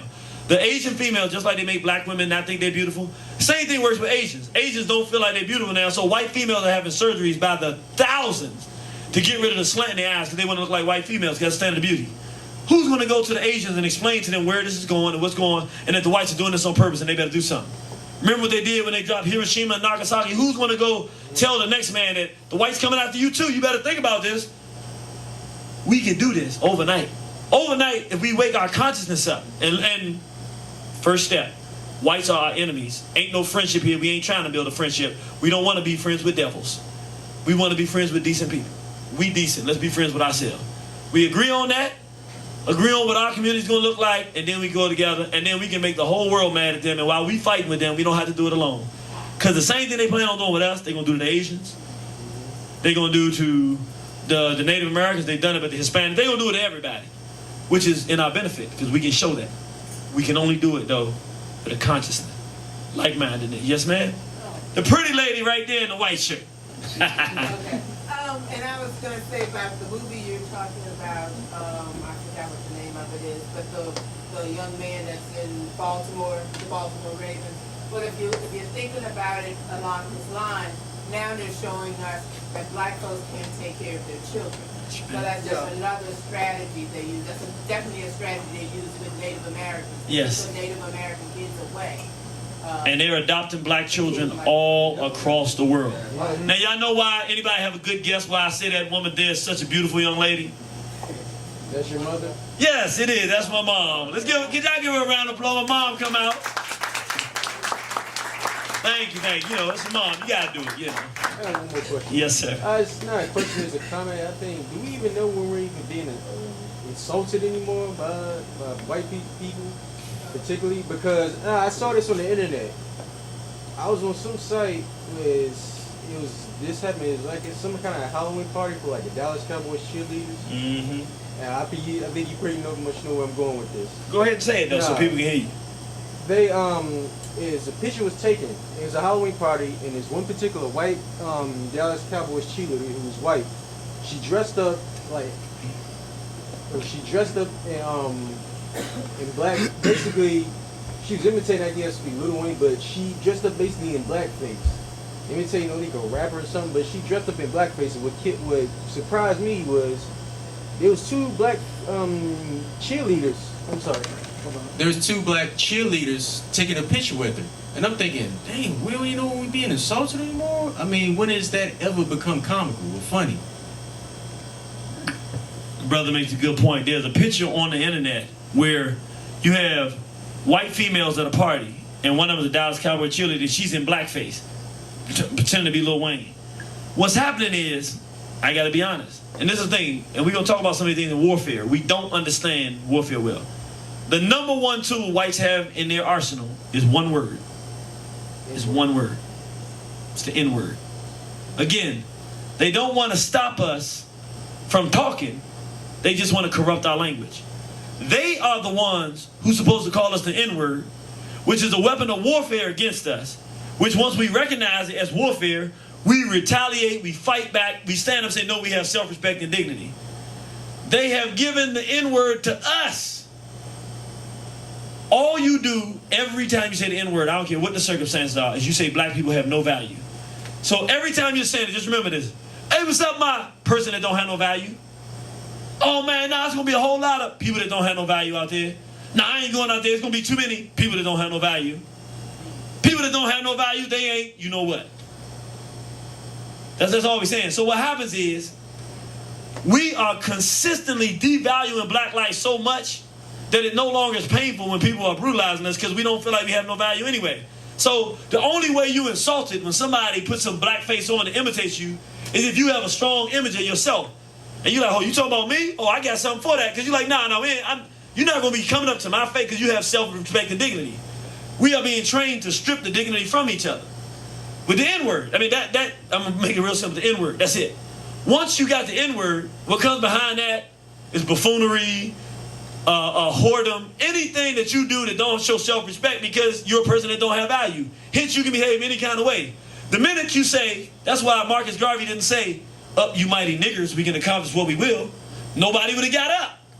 You can't step on top of me and say, get up, and you can't get up. I fall, I can't get up. No, people, we done fallen. You can't use the N-word to lift us up. That's what knocked us down. So, you have to use terms. He said, the black man and black woman. Elijah Muhammad said, the black man, the black woman is God. He didn't say niggas are God. You wouldn't believe it. You can hear it and sit there and try to tell it, but you won't do it. How do you know that we know it's not a good word? Because we sit there and justify it, but the minute I say, well, would you call your mother the N-word? No, I don't call my mother the N-word. Why not? Just don't call my mother the N-word. Why? Because we identify it as bad. We want to go fight a black person, or we want to say that we mad at them, we want to do something about it. Nah, that N did this. Why? They don't have no value. Now I can be mad at them, I can do what I want to do to them. So once they did that, once they convinced us to do it again, corrupt it. Don't change it from use the word. Once they got us to do that, there's nothing we can do of a subject. If I was sitting up here, I can teach you the same thing we taught today. If I was up here using the N-word the whole time, all I would be is saying, you have no value. Look what your ancestors did. You have no value. You have no, and it would have no impact. And that's why if I love you and I love myself and I have dignity and self-respect, then you feel the assault. So for our people, that's why they can put a black man in a dress on TV, we not upset. We don't feel like we have any value. He's an N. If he was a black man, he couldn't put on a dress. He's an N. N's will do anything for money. People that don't have no value will do it. That's how we feel about ourselves, which is why it's a requirement. There's no motion that we make. And this is for everybody. This is for the young people too. Stop using that word. It's just that simple. It ain't no fancy. Stop using the N-word. Every time you use it, you tell a black person they have no value. That's how they feel, and that's how they'll act. That's why we don't do anything. We don't know we're being assaulted. We insult ourselves. Anybody else? Yes. On a different subject, the statue of Akhenaten, I noticed that comparatively, his statue was excessively feminine looking as opposed to the statues of other gods, and even some of the goddesses look more masculine than his statue. And I was wondering, was that because of the whole thing with people not, being, people not approving of the way that he ruled and his lack of leadership during his time? Or my eyes just deceived? No, your eyes didn't deceive you. Akhenaten was a black male who came. He was an extreme version of the good black person who, he had 6 daughters. He believed that anything bad was bad. He believed in poetry and this love and this ultra spirituality and this God. And he was just, basically, he was a sucker.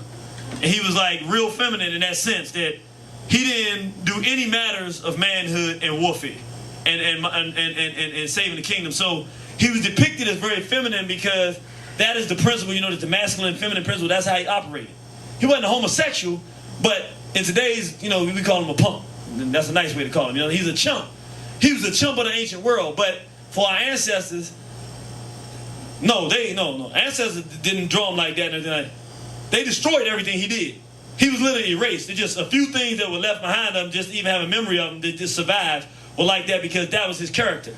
And of course, in the context of the world we live in today, it looks like a homosexual. That's just really what you're saying. Because when you look at it, it looked kind of gay. He got the stomach, but it was saying that he had that nurturing spirit of the female. He was feminine in his love and caring. He didn't want to fight. He liked flowers and all that stuff. He was a punk. And our ancestors, is why it's good. I'm glad you brought that up. Our ancestors were very clear on it. Punks don't get no love. If you're a coward, you don't know God. You stand up. If you're a man, you better be one, or you get no love. And so that's why Akhenaten is very important, because Akhenaten is mirrored to, I'm just going to be honest, his philosophy will be similar to Martin Luther King's early philosophy. Love everybody. That's Akhenaten. Or these preachers today holding doves and, these nice, sweet hearts, love everybody, turn the other cheek. That was Akhenaten. Our ancestors said, if you like that, you're not spiritual, you're not a man of God, and more importantly, you won't be remembered. Loving everybody, trying to be nice, you ain't going to be remembered. You ain't nobody. Anybody else? Going once? Oh, yes, sir. I saw it there when the brother that was talking, a couple of white folks that was leaving out the crowd, so we're going to start after a while, they were heading on out. I was like, okay, they're getting out of the way. And that's true. He got a good point. This is what we don't understand. And this is why people who teach us to turn the other cheek are evil. I'm not even going to take none. Even if they're not doing it on purpose, it's an evil thing to teach people. The most effective way to get something out of white folk, even on the job, if you let one of these mean, nasty white folk walk over you, if you let it happen the first time, he going to walk over you for the rest of your time. You know how you can get the most racist, low-life cracker in the world to show you some respect? Get up in his grill. I mean, on my job, I have to do the same thing. I mean, I work on a plantation. They walk up to me talking. I say, ho, slow down. Who you talking to? I could be wrong, but once I start hearing, I say, ho, who you talking to? Because what happens is they go, whoa.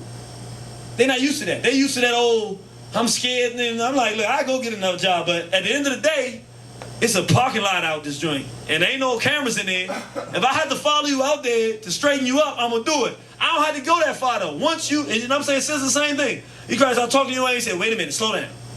First of all, I don't like your tone of voice. Nobody talks to me like that.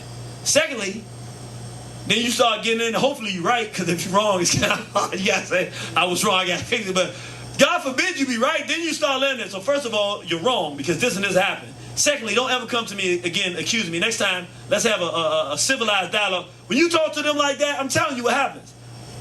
They got a choice. They either fight with somebody that fights, or they got 20 other black people that they can do that to. What they gonna do? They gonna, and what you gonna start noticing, you gonna think now, I mean, it's not perfect. I'm not telling you go do this and lose your job, but I'm saying, most of the times, when you check them like that, most of the time, they start showing you respect. You start having an easier time. When you do mess up, they don't even beat you up that bad because you checked them. It's just real, it's like a bully.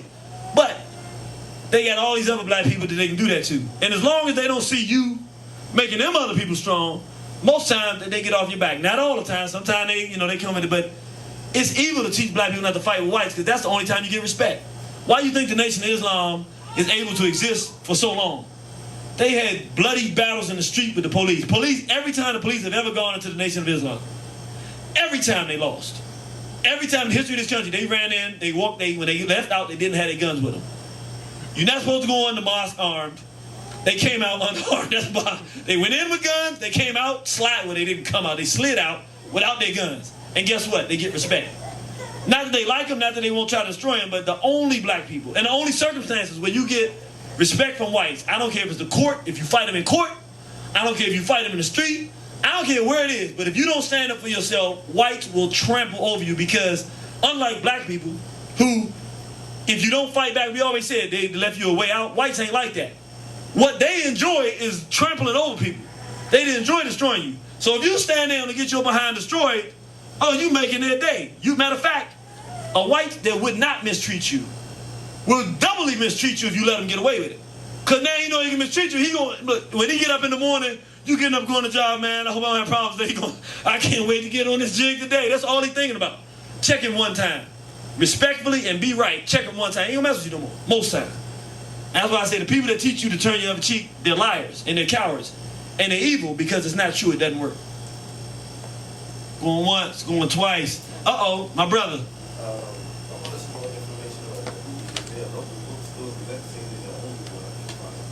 About Mencken Rod Tahuti Mays, or you mean the deity Tahuti? There are a lot of what's a good book on the African deities? Let me get back to you on that because I'm not sure about Tahuti. I know a good book on some of the stories, Stolen Legacy, some good things in there, but I don't know if it deals directly with that. I'll give you an answer about that later. Thank you, brother. Oh, you know what? Yeah, you know what now? I don't know in terms of books, but now I can tell you the best place you can go for videos about information that you're talking about, Tahuti and all of that kind of stuff. It's a brother named Ashraf Kwesi. And if you write down www.kemetnu, KEMETNU.com, if you go on his website, he has a list of DVDs. If you want any information about Kemet, African religion, African history versus biblical myths, he has any number of videos. You can go through them. Anything you want in terms of information, he has it right there, and he'll show you the documentation where you can go to find more too. The best information you can get on ancient Kemet, bar none. I saw another hand up. Yes. Okay, I'll get that. Yeah, I'll get that. Make sure we put it away. Is that it? Are we done? Going once, going twice. Thank you, brothers and sisters, for coming out. We want to remind you we have DVDs in the back. They're on very good half price. Slash price, reduced price for people to come out to the class. Also ask you, the brother allows us to use this facility for free, but he has some very good food out here. He has very good drinks. It's a health food store that's been in the black community for like 30 years now, something of that nature. So please go out here and support the brother and get your food items. You can also get copies of the classes that you missed. This is the 4th class. First 3 classes are back there. They're available for $10. We thank you for coming out, and we hope to see you again, and we will see you on the battlefield. Thank you. Chained down in pain, somehow they survived. Although he feminized by the white bandits, death and disease left some slaves stranded, floating in the ocean where their bodies were examined by the sharks. And in the dark they would follow, waiting for a taste of this human cargo. Those sharks didn't swallow or put on sex farms, made it and forced to use white sex norms. Incest, sex with your cousin and your sister. How could you forget all that they done to us? Am I wrong for fighting this 10,000-pound gorilla in a song? For fighting this 10,000-pound gorilla in a song. Bring it on. Am I wrong for fighting this 10,000-pound gorilla in a song? Bring it on. Am I wrong for fighting this 10,000-pound gorilla in a song? Bring it on. James Baldwin and William Styron were interracial homosexual lovers that decided to architect and construct a new version of Nat Turner's life that will marginalize them. Damn, James, how you do that? Team up with a cracker to downplay what Nat did with an axe to the master. You knew when Nat Turner meant the blacks. I read your poems, you had your hands on the pulse of the people. It seems that Nat Turner represent the dangerous road before Martin King. Maybe you should review the roots. A literary genius, why'd you let this William come between us? Nat Turner lives and he'll always be seen as the meanest slave ever, the cracker beheader. Am I wrong for fighting this 10,000-pound gorilla in a song? Bring it on. Am I wrong for fighting this 10,000-pound gorilla in a song? Bring it on. Am I wrong for fighting this 10,000-pound gorilla in a song? Bring it on. Am I wrong for fighting this 10,000-pound gorilla in a song? Bring it on. NAMBLA, the North American Man-Boy Love Association, teamed up with gays and fought for rights. They all sick, one and the same. They think it's okay to screw boys at 14. They gone insane. Jump shot, dribble, bounce pass. It's all the same game. Blow the whistle. They foul fags more than a little. Hey, why we practicing their sex rituals? Some say I'm spewing hate. I say they used African babies as alligator bait. Let me navigate up to 2008, 2009, 2010. They selling black kids to homosexual men and lesbos too, man. We gotta step in.